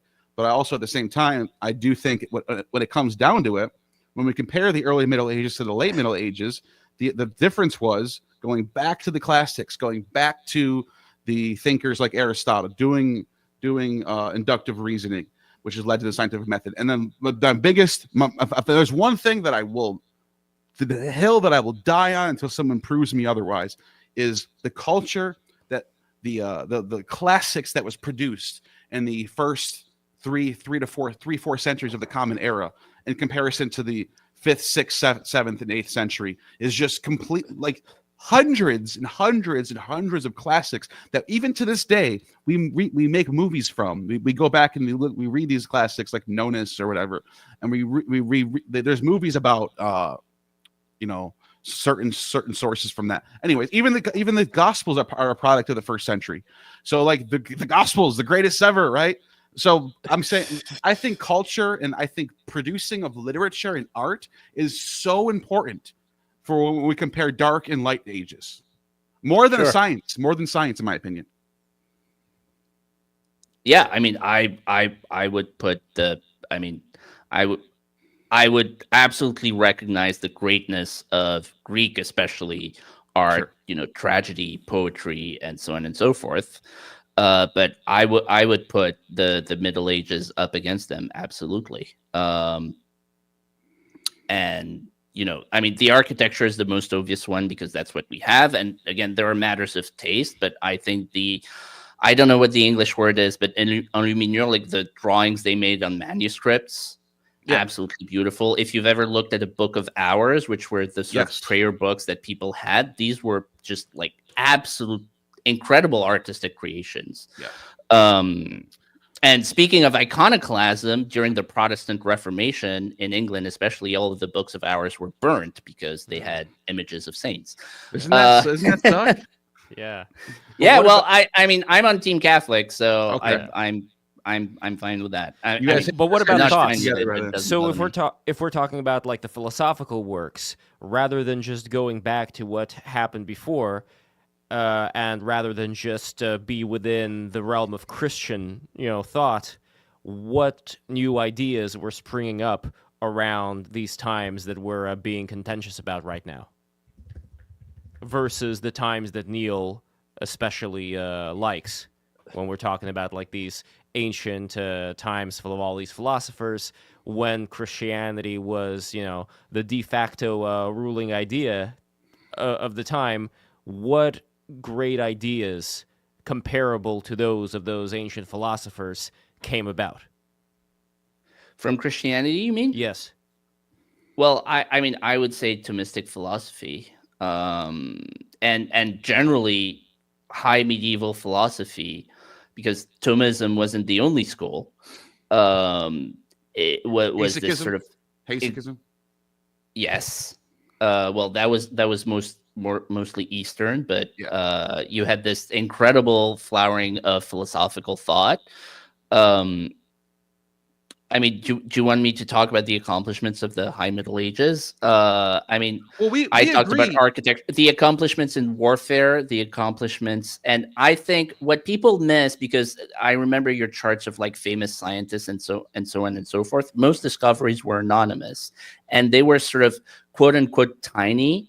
So, for example, the stirrup was a revolution in warfare and in generally in transportation and in the ability to use horses, which were the main source of power, which allowed, Frankish knights, a handful of Frankish knights could rout a giant Arab army because they had armor, and they had stirrups, and they had different types of saddles. All of these, it's like this accumulation of like 100 small discoveries through tinkering, and we don't know the names of any of the people who came up with that.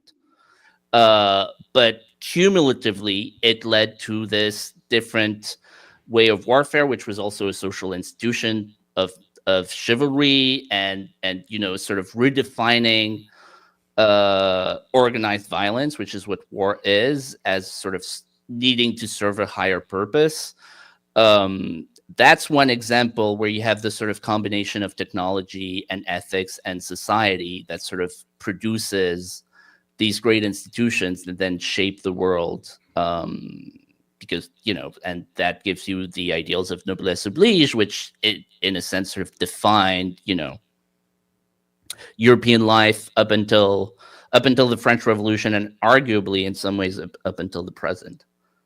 So we agree that. So we both agree that the classical period, the Greek classical period, is superior to the Roman Common Era. Let's say 1 to 500 AD. We agree on that, but we also agree that the High Middle Ages, post Charlemagne to the 16th century, is superior to the early Middle Ages, which is 500 to 1000.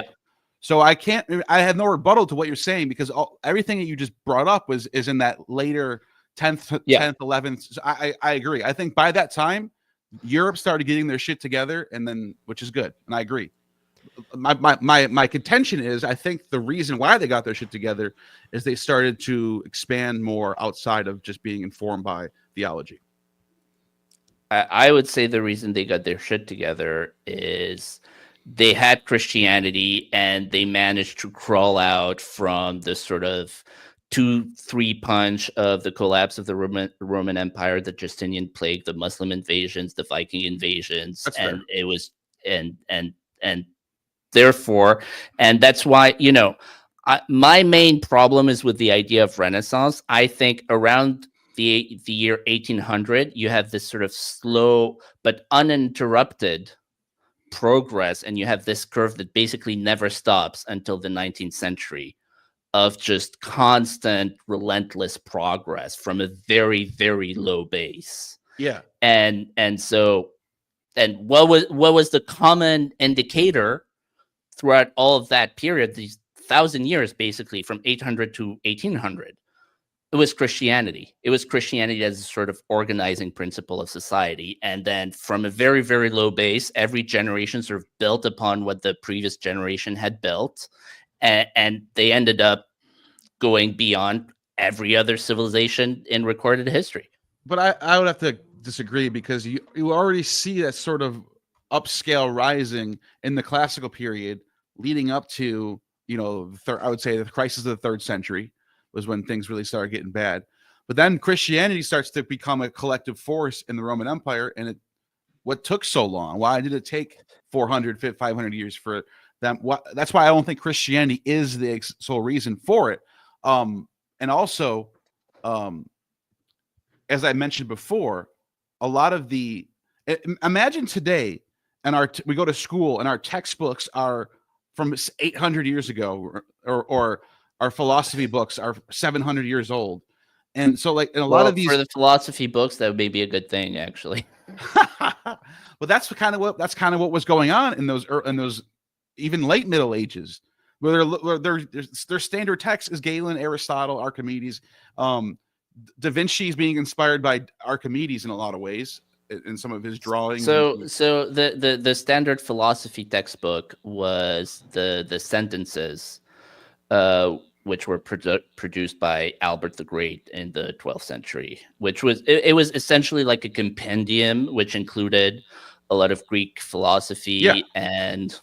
And the way you earned your master's in philosophy was by writing a commentary on the sentences, which is why every scholastic has produced a book called The Commentary on the Sentences, because that was his master's thesis. Yeah, it's a collection of Aristotle and Pythagoras and Plato and all those guys. But and the Bible and the Church Fathers. Okay, that's fair. But here's what I'm trying to figure out, though. Bible, Church Fathers, what is it in terms of theology that lended itself to the tinkering, that lended itself to this revivalization that went on afterwards? Because I understand what we're talking about with these texts being inspired by the ancients, but as far as theology itself, how does that work? Because that may be the contention over here between yourself and Neil. I want to know because I can look at Aristotle, I can look at Archimedes, I can look at Euclid, and I can see what's informing the rise of scientific thinking in the Middle Ages. But I want to know if you can answer this. I've been waiting for someone to answer this. What is it about Christian theologians that is informing all of these great things? Well, I mean, I think I said it when I said that I think there's two things, which is the idea of human dignity and the idea of God having created an ordered cosmos, and therefore rationality being in a sense an extension of the mind of God, right? In Christianity, when you practice rational thought, you're participating in the mind of God. You get that in Plato. Yeah. Well, parts of it is in Plato, but there's a lot of other stuff in Plato. Right, you get that. The Stoics had the logos as Zeus, called the logos. Yeah. Neo-Pythagoreans had a similar. I mean, the logos is mostly Neoplatonist, but yeah. Neo-Pythagoreans had an idea of theosis, had their own version of theosis, where you can actually become one with the gods, basically. Yeah, I mean the Pythagoreans are wild. Yeah, but that's what I'm saying. I'm wondering, what is it about Christian theology that gets credit for any of this stuff that it didn't already have? So the thing is, the pagan philosophers were, and this is something that it's not polite to bring up in modern society, they were extreme elitists, and they didn't say everybody can do it, and they didn't just say not everybody can do it, which, I mean, you can say fair enough. Not everybody can. I agree with that, but I don't. They said a very, very small number of people can do it. I agree with you. They were elitists. They were like that. They were very much did I agree with what you just said. However, they're also the ones that are going to drive forward the needle of civilization. Aristotle would not say that. They're the Sorry for Ubermensch. interrupting, but Aristotle would not say that a guy making like a slightly improved version of armor plate is participating in the mind of the cosmos, but a Christian priest would. I think that's the difference, because the culture of tinkering is how you get technology. It's how you get science. And then What about society sort of techne? catches the ball on the other end, saying, "Yes, this is good. So let's make a theory about it." And then the theory that's the sort of flywheel of scientific progress, right? It's the sort of tinkerer on the other guy, and the theorist who looks at the tinkering and says, "Oh, it makes me think of this theory," and then the tinkerers pick up the theory, and so on and so forth. And you didn't have that flywheel because all you had was like 5 theorists in with their schools, which were 20 guys, sitting there and coming up with their theories. And some of them were wonderful works of philosophy and so on and so forth, but it didn't cash out in terms of allowing the society as a whole to progress. I don't know how you can say it's anything different than the Middle Ages. You're not getting serfs from that are doing philosophy. They're not good. They're not going into the universities and doing. There's no like mobility going on. It's the educated high elitists that are still. It's still no different than the Middle Ages, in my opinion. I mean, the universities were big. Like that's why there's the Latin Quarter in Paris. Like you had an entire, like basically half the city was just students and professors. Like. And the Sorbonne was just one of like many, you had different schools, you had like colleges for each nationality. You had like the College of the Italians, the College of the Germans, and they weren't called Germans. You had like the Bavarians. If you went to Alexandria, you would find a school for Christians. Alexandria is the closest analog. Yeah. That's why I think they were trying to copy Alexandria. And also Pergamum. The city of Pergamon, there was different schools. There was the Pythagoreans in that corner. But the scale was different. The what was different? The scale was different. Because Paris had the biggest universities, but they were also in a running dialogue with Oxford and Pisa and that's how Pergamon was Munich, and so on and so forth. Pergamon was direct communication with honestly, man, it was much smaller. Honestly. Like Alexandria was sort of at the level of Paris, but then you have a huge drop off. Whereas Paris was like up there, and like the other universities were like not far behind. I don't know how we'd be able to measure that, because I think if you went to Pergamum in 2nd century AD, you would find a thriving scholastic community of different types of schools of thought going on. Medical, you have medical schools, you have ethics and philosophy. You have the Stoics over here. You have the Pythagoreans over there. I think, and Pergamon was also in direct communication with Alexandria.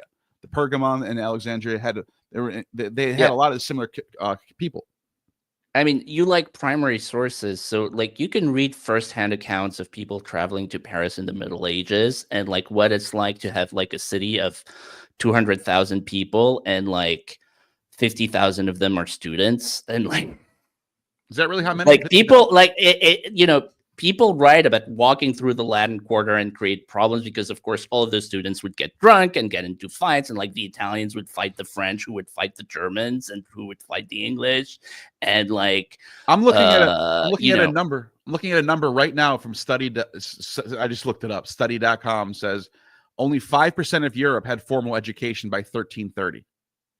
That's the same amount as Alexandria or Rome, or that's 5%. I mean, I don't know what they mean by formal education, but people who are educated, people who know. I'm talking about something else. I'm talking about people who are participating in intellectual discourse at a sort of semi-high level.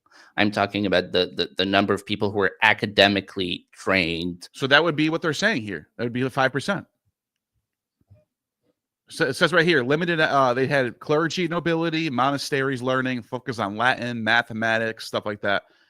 I think 5% is just no different than what we had in the early antiquity, or late antiquity. But I mean, I'm open to you. I'm open to you correcting me if you want to find some numbers later and show me. I'm curious. I mean, I don't have. You're clearly the guy with the better numbers, but I can just say, as somebody who's read stuff about Alexandria, ancient Alexandria is fascinating, and as somebody who's read stuff about medieval Paris, Yeah. I just don't get the impression that we're talking about the same thing. That's just my honest feeling. And obviously, when you're talking about numbers in like ancient history, it's very complicated, and like they're sort of very rough estimates. Like I don't, I think if you look at the reality of what the medieval university is in terms of the size and scale and the sort of social importance, it's just not comparable to anything that existed in the ancient world. I got a source right here from an education Spartacus Education Publishers saying the same thing. 5% of Europe by 1330. It was extremely rare for peasants to be literate. I don't see any. Yeah, I'm not saying that. I'm talking about a different thing, right? I'm not talking about the percentage of the population who could read. Okay. Which was, yes, low in both cases. I'm talking about the percentage of the population, or actually, I'm talking about the absolute number of people who had what we would call the equivalent of like a degree in either philosophy or theology. Well, then in that case, there's no difference to me than what was Alexandria or Paris. To me, they're probably exactly the same. I would really encourage you to sort of read up about like the sort of university life in Europe in the 12th and 13th and 14th century and make up right. But wouldn't that be the 5% that I'm talking about that is engaged in that university life? No, I think you had like 5% of people who could read, and then you had a much higher share in the medieval world who went on to do like advanced studies and who could sort of meaningfully contribute to like intellectual life without being able to read. You can do that. That's a little odd. No, I'm saying no, listen to me. I'm saying, I'm choosing to agree with your random internet figure that in both cases you had 5% of the population that could read. I'm saying out of those 5%, people who can read, just people who can read, they can be anybody. Yeah. Out of those populations in medieval Europe, you had a higher share of people who then, from just learning how to read, studied intensively, went to university or went through some sort of school, and got what we would call a higher education, and then were able to sort of contribute to like intellectual life. Not everybody who knew how to read did that. In fact, most people who knew how to read didn't, which is fine. It's, we don't want most people to be academics, but I get your argument. You had a much bigger intellectual life. You had a much higher number of people who had like advanced degrees. Yeah, I get what you're saying. In medieval Europe than you did in the Roman Empire. I think that's just true. I get what you're. I hear you. I understand your argument. I would have to see more, like, more data to show that there was some big difference between what was going on in Paris and what was going on in Alexandria or Pergamon. But you might be right. I'm not saying I know this for a fact. I just did 2 Google searches here, so I don't know. I'll look into it though. I'll take it. Yeah. I mean, your 5% number sounds plausible. I just know for a fact that the medieval universities were like huge. Okay. Well, let's go. And the schools in Alexandria were fine and sort of thriving and so on and so forth. But from everything I read, I think they were much smaller. Let's go to another super chat over here, and I'm going to take on Alosha in the end here because Alosha's got several of them. But this one, for 100 Polish dollars, or whatever they're called over there in Poland, Andrzej P. Says the following: Christianity promotes deification of texts and dogmatism. Those are severe cases of confirmation bias. It directly contradicts Western scientific thinking. What other major non-Abrahamic religion had the concept of heresy? What other major non-Abrahamic religion? Oh, a lot. They all have some sort of heresy. Me? Well, I'll answer that. I'll answer that last part.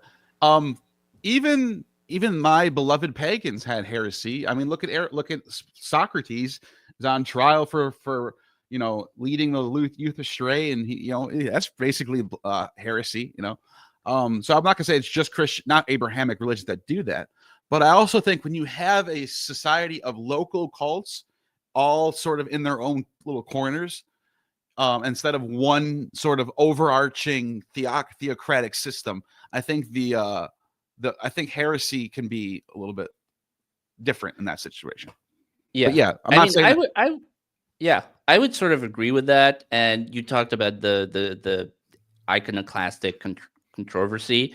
There's an even worse one, which is the homoousion controversy, if you know what that is, which were disputes about.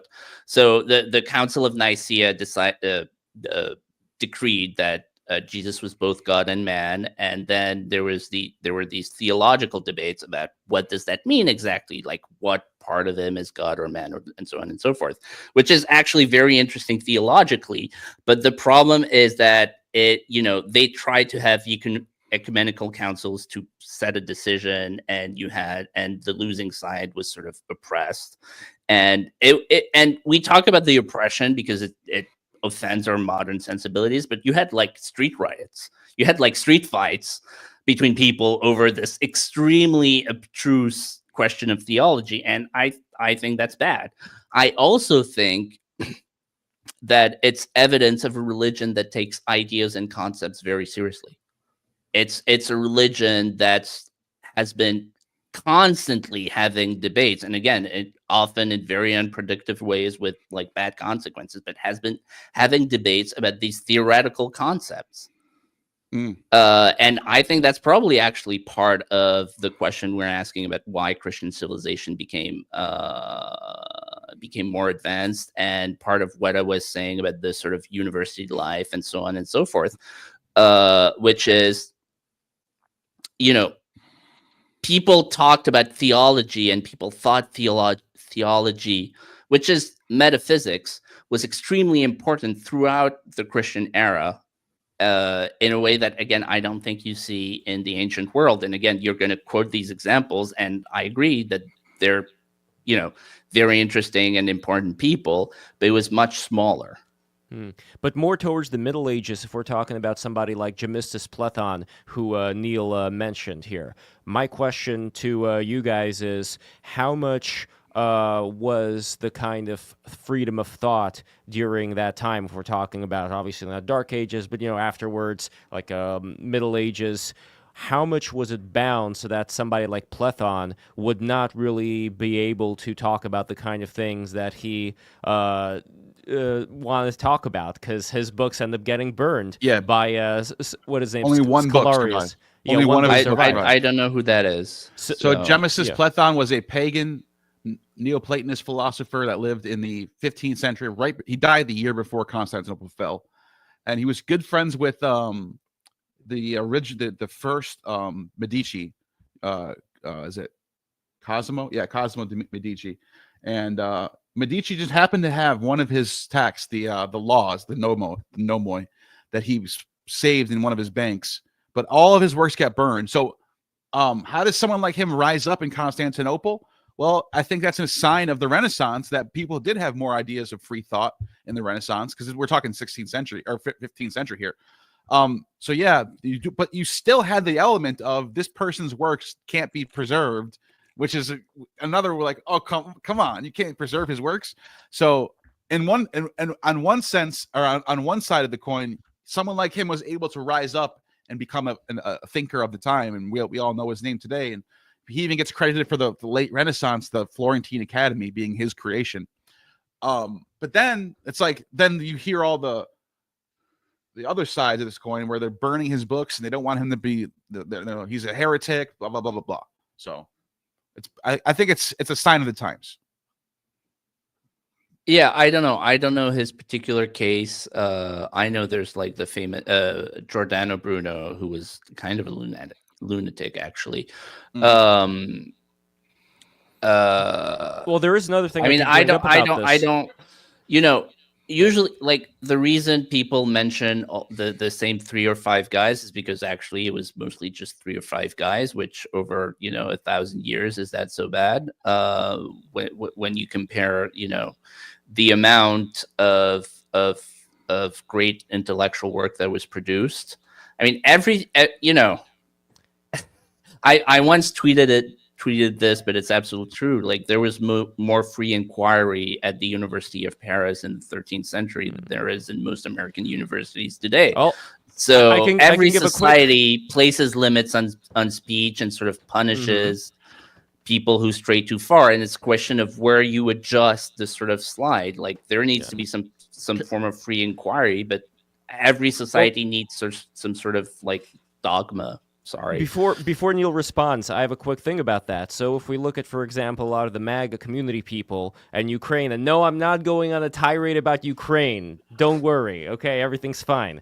But I do notice that a lot of the MAGA people, even if they secretly message me telling me that, yeah, like I kind of agree with you about this thing, they're not going to go out and say this because they're only allowed to talk about the kind of things that are not going to lose followers if everybody already believes in the same thing. So in terms of Christianity, yes, you were able to get people who, especially if they could figure out some way of conforming what they were talking about in terms of certain philosophical or technological insights to Christianity, they had a much easier path. But the people who were talking about, like whether it's Bruno or Platon or whatever, it was a lot harder for them. So in general, I think it's a lot harder to have people that stick their noses out versus the people who are equally smart but are able to figure out a way to do it like within the system. Well, let me. You said something. You said something about some people quote the same 3 or 4 guys because it's 3 or 4 guys. What did you? I don't understand what you meant by that. Well, like when people quote examples of like, ooh, this great intellectual was burnt at the stake or whatever, there's like 3 or 4 examples. There's Giordano Bruno, there's Galileo, there's like maybe 2 or 3 other guys. You're talking about later periods, not in the classical period. Yeah, I'm responding to the allegation about this guy who Gotcha. At first I thought you said there's only like 3 or 4 guys from the classical period. Like maybe you were saying like Homer, Plato, and Aristotle, and that's it. I was talking what? Okay, I get you now. Yeah.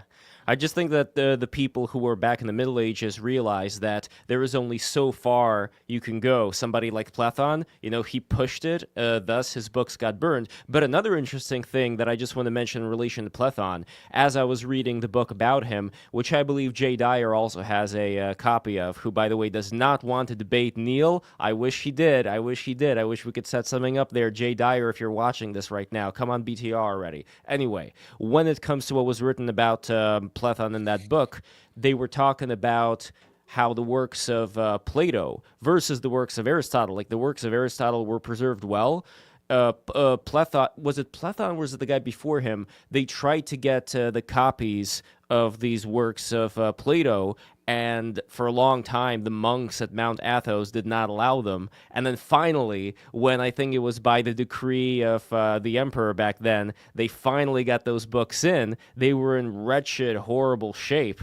You're talking about radical Platonism and Byzantium. Yeah. Yes. They're that sounds interesting. It's a great book. You'll like it. It's a lot. The Hesychist controversies in here. I'm just bringing it up to show how little they cared about Plato. Yeah, this is interesting. The West lost Plato. They were big into Aristotle, Thomism, obviously. They had all their Latin versions of Aristotle, but they almost lost Plato. There was almost no Plato in the West. Platon is in the East, where they do have Plato, except for the laws. Yeah, they do have Plato, and he does bring it. He does introduce Plato back to the West. Yeah, he's one of the people who do that. Yeah. And also they had Augustine, who was a Platonist, and they had Pseudo Dionysius the Areopagite. Yeah, so he gets preserved. Who was a Christian Neoplatonist. Yeah, he gets preserved through other Christian Platonists. That's how. Yeah, but I guess the point there was that it wasn't really preserved that well, and the monks at Mount Athos kind of I don't know if they would have minded if that work would have just burned accidentally at a certain point. I don't know. But Yeah, Maybe. the Athos monks are, I'm sure they have many great spiritual virtues, but I don't think they're big on like free intellectual inquiry. Yeah. they seem to be big fan of skulls. I wonder if there was like some necromancy going on. But anyway, Although they did preserve, they preserved one of the worst heretical texts from the Nicene preacher. This like pagan Christian from the early 2nd century from Asia Minor, who was like comparing Jesus to Attis and Adonis, and he was doing all this crazy heretical stuff. They preserved one of his sources in Mount Athos, believe it or not. And we have a super chat from Tiger Shark, who just joined the BTR Discord server. The link I'm going to put in right now because I keep forgetting to do that. Tiger Shark, $2, says Logos is pre-Socratic, Heraclitus, not Neoplatonic. Any thoughts there? Wait, what was it? Put it back up again. That one's for you. Yeah, Logos is pre-Socratic. Yeah. Heraclitus, a 6th century source. We have his fragments. And right out, the first fragment is talking about the Logos as the creative function of God, like this fire. It's this ever pervading fire of the cosmos that's constantly going up, constantly going down, constantly having strife, polar opposites fighting. He calls it the divine reason, divine Logos. And so you have this concept. Heraclitus is one of the examples. He's a pre-Socratic. So yeah, I agree. Yeah, I mean, very interesting. I'm a big fan of the Greeks. They were the seed of the word. By the way, it couldn't be Neoplatonic anyway. Logos grammatikoi in Greek. Yeah, and even I don't think you said this, but it couldn't be Neoplatonic anyway because Neoplatonism is after John's Gospel. So Yeah. No, I think I said something to the effect of like I meant to say the Neoplatonists wrote a lot about the Logos. Yeah, I understood what you meant. Yeah, right. I didn't mean to say the Neoplatonists like invented the concept of the Logos. Yeah. So now we have the super chats from Alyosha, and there's many of them over here. There's the first one, FWIW. I don't know what that means. Greece, endless war, slavery, pederasty, and mistreatment of women. What does FWIW mean? Are you guys familiar with that? For what it's worth. For what it's worth. There we go. I thought this was like some 4chan lingo, but no, it's much older than that. I don't disagree. Disagree. There's a lot of that going on in Greece. Another one over here we had. Let me start with this one over here. There's a bunch of stuff in random order. Yeah, so let's start with just like time-wise. So this one goes after. We've seen that one. No, we haven't seen this one. Oh, we have seen. Yeah, we have seen this one. No, we did. Yeah, you brought this one up earlier. Yeah, but we didn't respond to it. So, any thoughts? It was messy to be sure, but you had to remove paganism in order to move towards egalitarian ideals. Paul's neither male, female, slave-free, etc. So my only problem with this is paganism with a big P right there implies that there's some sort of overarching religion called paganism, and they had certain ideas that were blocking egalitarian ideals. Which isn't true because there are pagan cults that did have egalitarian ideals. The cult of Dionysus was big about this. The cult of Dionysus was big about equaling the plebs with the patrician class, and men and women were equal. There was all this egalitarian stuff going on. Read the Bacchae, for example, and then even like some aspects of Saturnalia where the slaves become the kings for a day. So I would just say, is there aspects of paganism, like certain local pagan cults, that had a hierarchy? Absolutely. So did you have to replace those with Christian morals? Absolutely, I agree with that. So to me, it's like I agree with what they're saying, but I would have to disagree on some of the details on it. Any thoughts, Pascal, before I move on to the last one here? Well, to the point about, so what I would say is that there's a kind of generic pagan worldview that is sort of broadly shared in the ancient world, and then you have sort of many different versions of it, and obviously the versions are different. And I think a fundamental aspect of paganism, which we forget because it's sort of gross to think about because we live on the other side, and even the neo-pagans don't do this or hardly do this, which is sacrifice. And sacrifice was absolutely central to the religious life of actually existing pagans, not not philosophers. And Jews too. Well, in a different way, but that just finishing my point about pagans.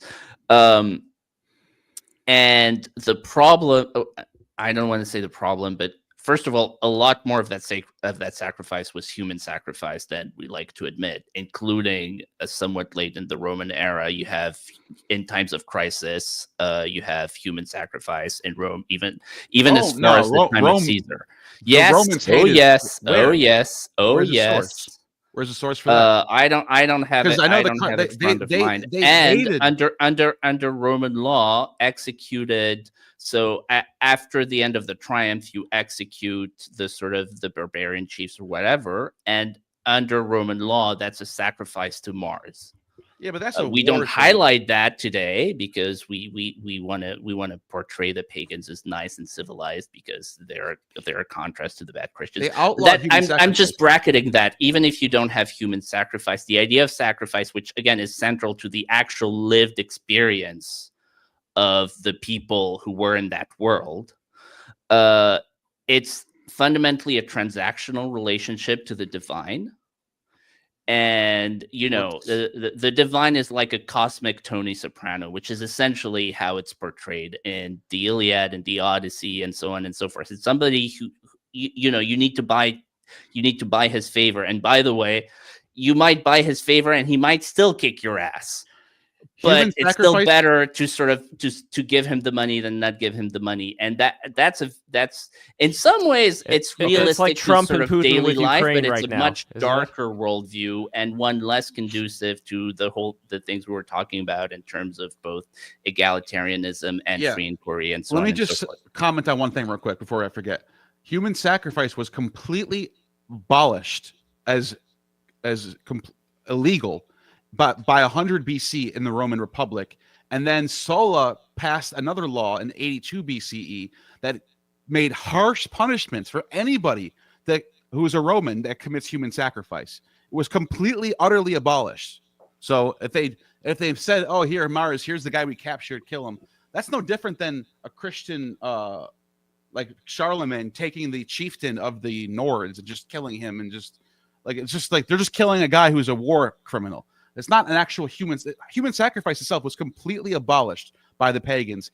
Even the Greeks before that did the same thing. Aristotle talks about the Carthaginians and the Phoenicians doing human sacrifice, and even the Jews, to their credit, they came out of a culture of like Moloch rituals. Mm-hmm. They came out of that culture. The Canaanites did this, and they abolished it in the Torah. So it's completely.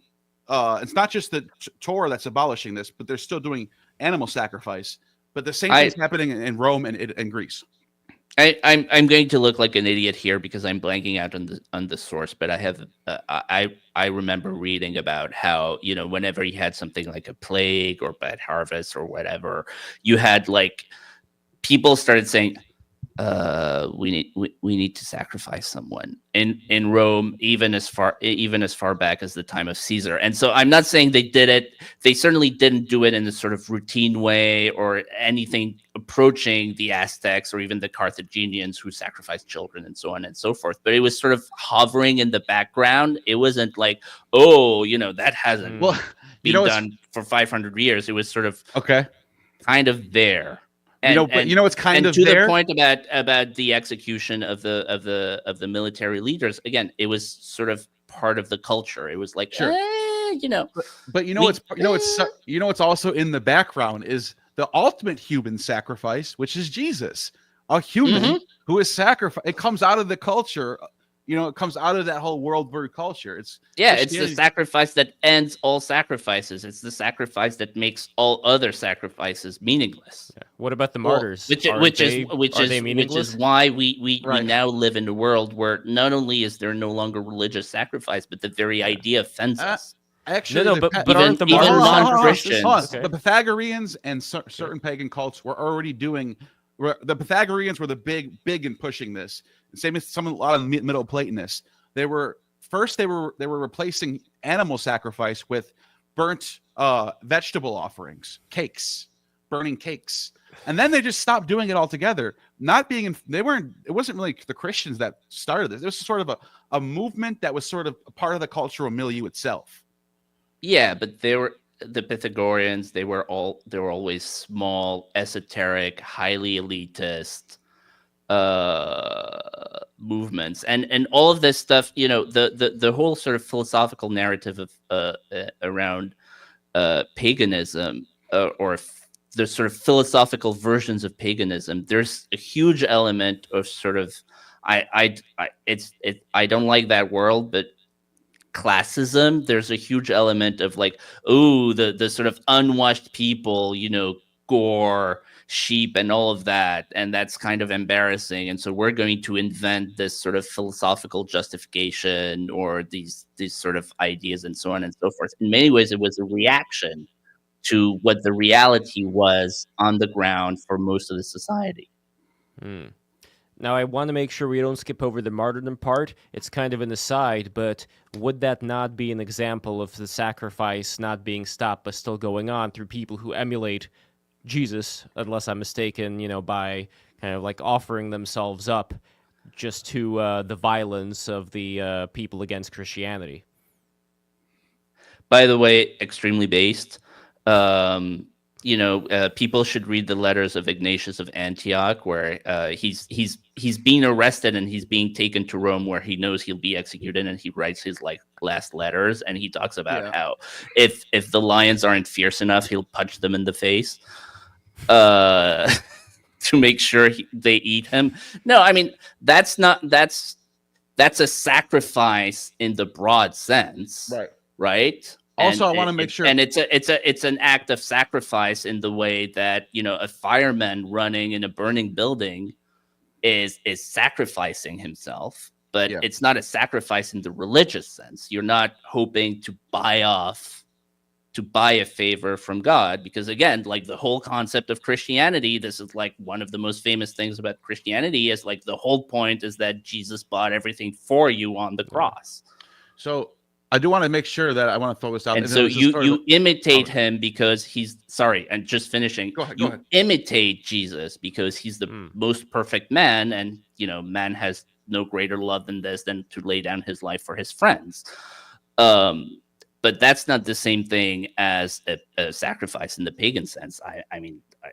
I think if you're just intellectually honest for a minute, like he also gets exalted to heaven, so he didn't really sacrifice anything. But anyways, that's a side point. So a lot of scholars do doubt the details of Ignatius being true. I'm not saying he wasn't killed; he might have got killed. Who knows? But a lot of these so-called like this whole idea that Christians were being fed to lions for 300 years until Constantine is mostly myth. It was sort of back and forth, dependent on the mood of depending on the emperor and the sort of local governors and so on and so forth. Yeah, Diocletian. So there were long periods of peace. Sure, Diocletian rough. I'll admit that. Diocletian hated Christians. He outlawed them. Decius was pretty bad too. Caligula hated Jews and Christians, but we don't really know what Christians were doing back then. It's before the Gospels. And then Nero, and then most of the emperors in between those. So you have like a few decades of rough patches. But other than that, Christians are mostly left alone. In fact, in the 3rd century, during the Severan dynasty, Julia Mamaea, who was the mother, she was the empress, she had the title of Augusta and was deified after she died. Was she deified? No, she wasn't deified. Her sister was deified, but she was the Augusta. Julia Mesa was the one who was deified. Julia Mamaea was a Christian noblewoman herself, and she was the empress of the Roman Empire. And during the Severan dynasty, Christians were like all the way up there. Their Origen was teaching in major teaching centers, and Julia Mamaea was getting tutored by Origen. Philip the Arab got baptized. The Severans were minting coins with Christian scenes on them. This is all 100 years before Constantine. So there was actually the idea that Christians were like in the back alleys, like outlawed. They couldn't do anything. It's mythology. I just imagine a guy in the trench coat opening it up, and there's like crosses everywhere. Yeah. Do you want some Christianity? So yes and no. Yes, in the sense that, again, it depended on the local governor, it depended on the emperor, and so on and so forth. And you had this towards the end. I mean, the more Christianity grew, the harder the oppression got, and you had That's this true. sort of cycle where, you know, the oppression created more martyrs, and people were so impressed by how stoically, pun intended, the Christians met their fates. We don't know that, though. Converted, which Those are created all- more oppression, and so on and so forth. However, you know, I mean, saying, okay, what's your religion is technically a death penalty offense, but, you know, we'll probably not enforce it against you. I mean, that's, you know, people had to live their lives knowing that at any point, just because the governor, I don't think the local Christianity governor got up on the wrong side of bed in the morning, he could just decide I don't to think have them Christianity- arrested and executed.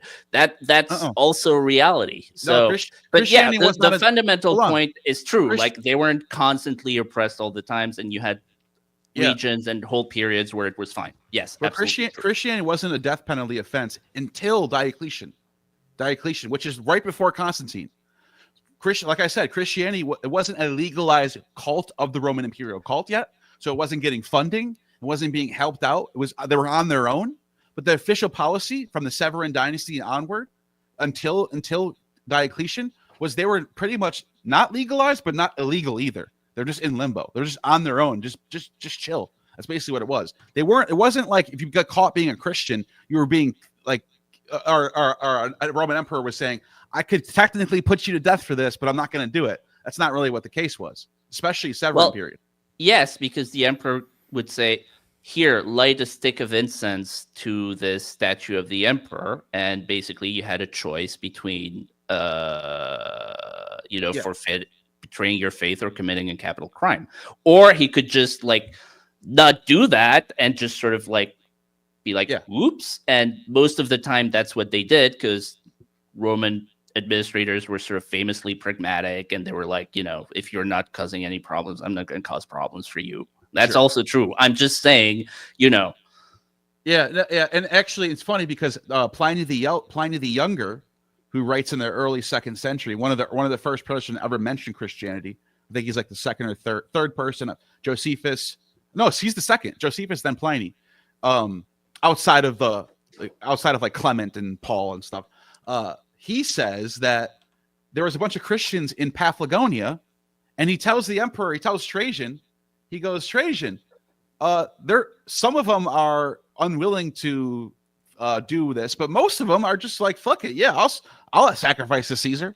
And I was like, yeah, of course. Yeah, they're just like, hell yeah. They didn't care. Yeah. And this was a huge controversy, because then people sought to be readmitted, and they had like, I think they had to do like 3 years of penance to be readmitted, which is, not, and back then, I don't know how true this is, but sometimes actually, anyway, confession was public and penance was public. So you basically had to go to the entire in front of the entire community and say, yeah, I was a huge bitch. And then basically like stand in church every Sunday and, not go up to communion because you were not allowed, because you weren't readmitted, and sort of, yeah. We have another super chat from Alex over here, 10 smackaroos. Almost all the sources about human sacrifices, even for Northern Europeans, were written by anti-pagan Christians. Sacrifices were mostly executions for crime or enemies. Judaism full of human sacrifice. I don't know specifically about the Northern Europeans, but my sense is that the archaeological evidence, especially in the past few decades, has been sort of pointing in the other direction. In other words, we've been, and again, in general, and I'm sure there's plenty of exceptions, in general, we've been underestimating the amount of human sacrifice that's involved in pagan cults in general. I'm reading currently, it's not directly relevant to this, but since you mentioned Buddhism, I'm currently reading V.S. Naipaul on India. He's this famous Nobel Prize winning author of Indian descent, but not born in India. And he talks about this. He talks about how, you know, human sacrifice in sort of colonial times India was Well, I actually mean, a if we're lot more talking about prevalent India, than- that's like a whole other can of worms. Yeah, that's an entire thing. But I'm just saying, you know, with archaeology, we're finding like a lot, you know, when people are starting to like look at the bones that are under the temples Yeah. that have been unearthed, and they're Yeah. like, oh, Just like in Judea, they find all these Molech sacrifices. Yeah. And the I mean, Jews that's the part Torah about does Judaism. outlaw. Yeah. And but the prime example of the outlaw actually taking place is Abraham sacrificing Isaac, and then being told, okay, you passed the test. Yeah. And then, but there's scholars who say that there probably was an older version of this story where the sacrifice actually does it. Well, In fact, there is another. Sankanyetan, if we're talking about Sankanyetan. Sankanyetan has the version, Yeah. right? But you could say the same thing about the pagans. There's stories about Agamemnon, King Agamemnon, the famous king in the Trojan War, sacrificing his daughter Iphigenia. So it's actually, what I would say to that is, it's not pagans that are like getting told by Judeo-Christianity to stop doing it. It's a movement in general where people stop doing it. Jews themselves stopped doing it when they produced the Torah, and then Greeks and Romans stopped doing it around the 3rd, 4th, 5th century BCE, something like that. Very interesting. Yeah. And we have the final super chat over here from Alyosha for $10, and another one after that for $10, which I'll read first because it's just 2 words. Alcuin Bede. I don't know what this is. Oh, okay, you take that one. Alcuin is one of these famous writers. Bede wrote the ecclesiastical history. I don't know what their point is, though. What are they trying to ask? Well, this was maybe they're bringing up sources, because I was talking about sources, and I mentioned Bede when I brought that up. Bede is one of the very few like classical texts that we could find from like I think it's 8th century. Bede wrote 8th century, yeah. Interesting. And by the way, once again, a reminder for everybody who is listening to this on Spaces, go into the Jumbotron. It's the link to YouTube. Go into YouTube and smash the hell or heaven out of the subscribe button right now. Click the bell. The bell is extremely important for the growth of this thing. And yeah, write your comments, go into the chat. And Alcuin, by the way, was part of that Charlemagne Carolinian Renaissance. Yes. Charlemagne the God. Anyway, over here we got the final super chat from Alyosha. No, you had to abandon Greek pure deduction. The scholastic jurists in Bologna. Bologna, sorry about that. Which was an important university. Yes. It's not just pasta over there. Yeah, it's not a bunch of baloney. The scholastic jurists in Bologna did recompiling Justinian's codexes and essentially invented the scientific method. But that's funny, because everyone always says this is when the scientific method essentially started.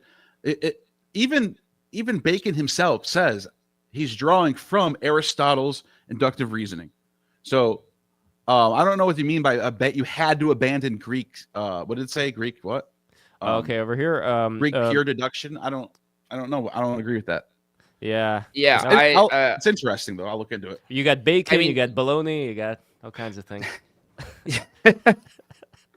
Good one. Well, now we know why the Muslims didn't do it. You've got to. Nice. Yes, guys, and with that, I think we're gonna be bringing this wonderful discussion. It's half a debate, half a discussion, but I really enjoyed this. This was a lot of fun. Yeah. Yeah, me too. Me too. Hashtag me too.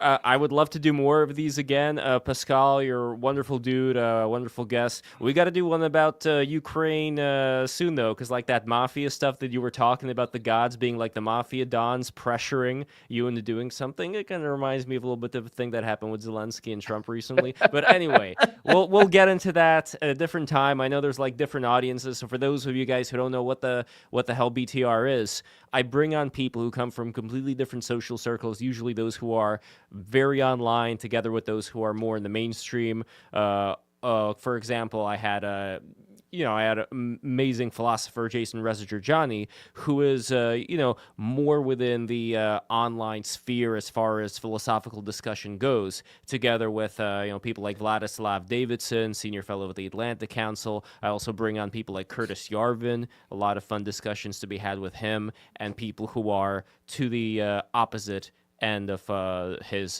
belief system.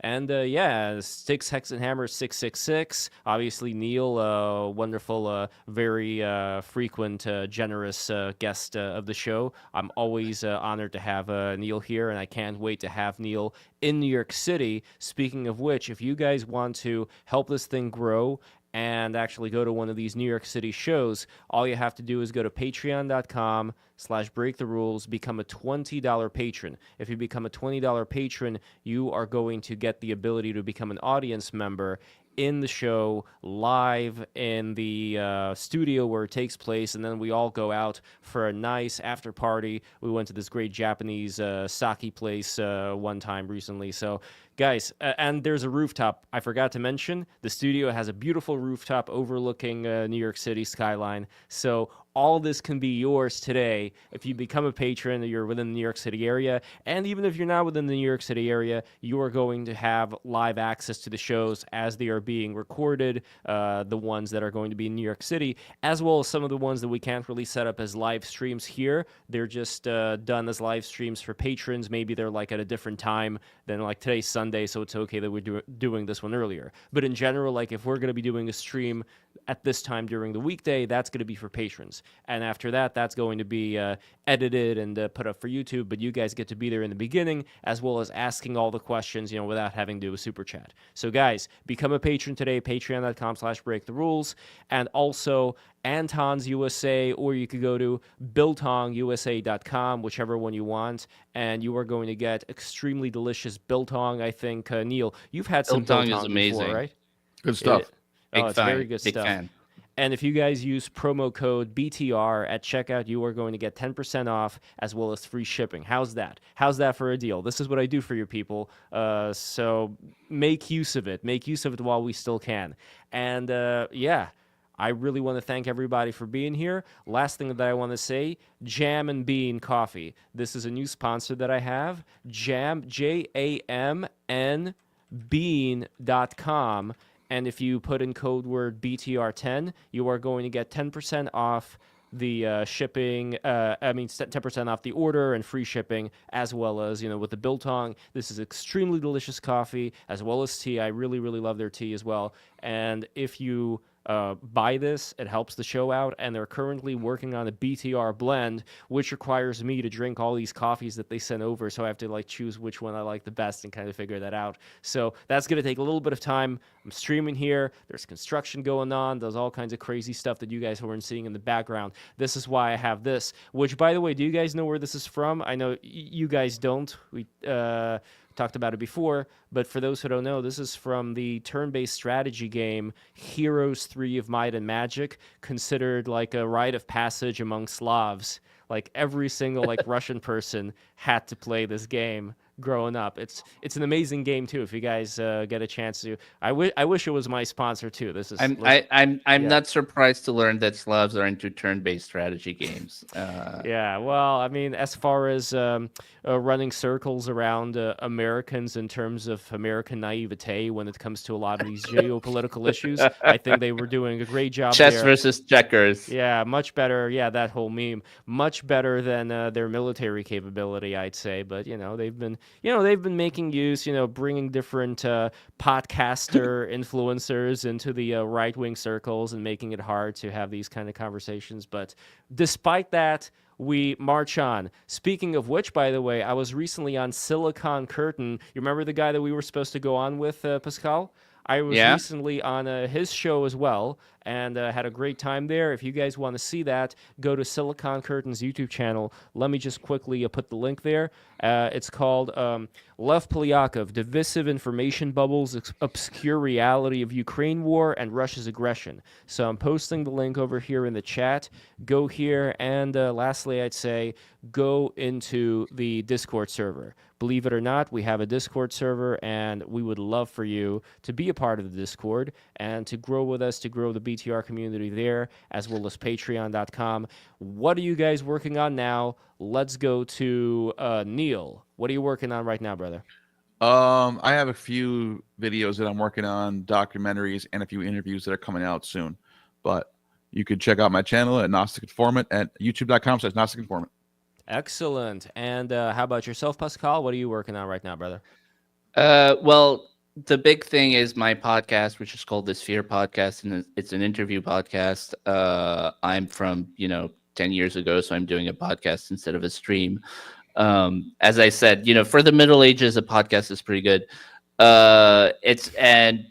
We had Tucker on, we had Russ Douthit on, we have a lot of the guests come from my background in policy, but I'm trying to broaden it, and we have some very exciting guests coming up, but I'm not going to say who. Nice. Have you spoken with your mother, by the way, who, as I found out, she's a politician in France? Yes. Have I spoken with her? Yeah, Yes, I have spoken with her. About what? No, on your show. I mean, is she a guest? No. Well, her English is actually very good, but she does have like a strong French accent. So,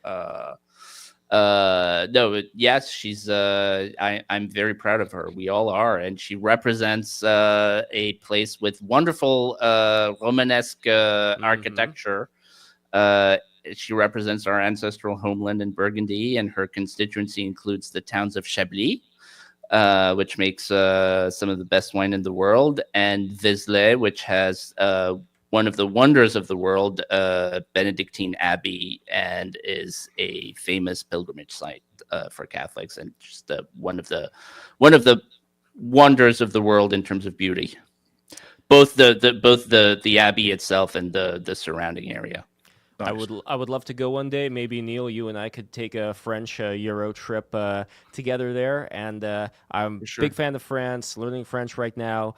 And I was in Annecy, very beautiful place. Highly recommend you guys go there as well. And the food is just stupendous. Everything you eat there, you don't feel bad. And I know this is kind of a stereotype that people say that, but it's true. You don't feel bad after eating like French croissants or chocolate croissants or whatever. It's really good. Yeah. So, guys, thank you so much for watching. Once again, patreon.com/breaktherules. Click the subscribe button. Smash the subscribe button right now. Smash the like button. Click the bell. The bell is very important for the growth. And, comment, share this video with everybody you know and love and respect. And thank you guys so much. I will see you next week. I'm going to be doing the thing with Giorgiani very, very soon, so keep your eyes out on that, with his new book and all of that. From myself, Lev Polyakov, at LevPo on X, Gnostic Informant, Pascal Gobry. I wish you guys a wonderful day. Take care, everybody. Bye-bye. See ya.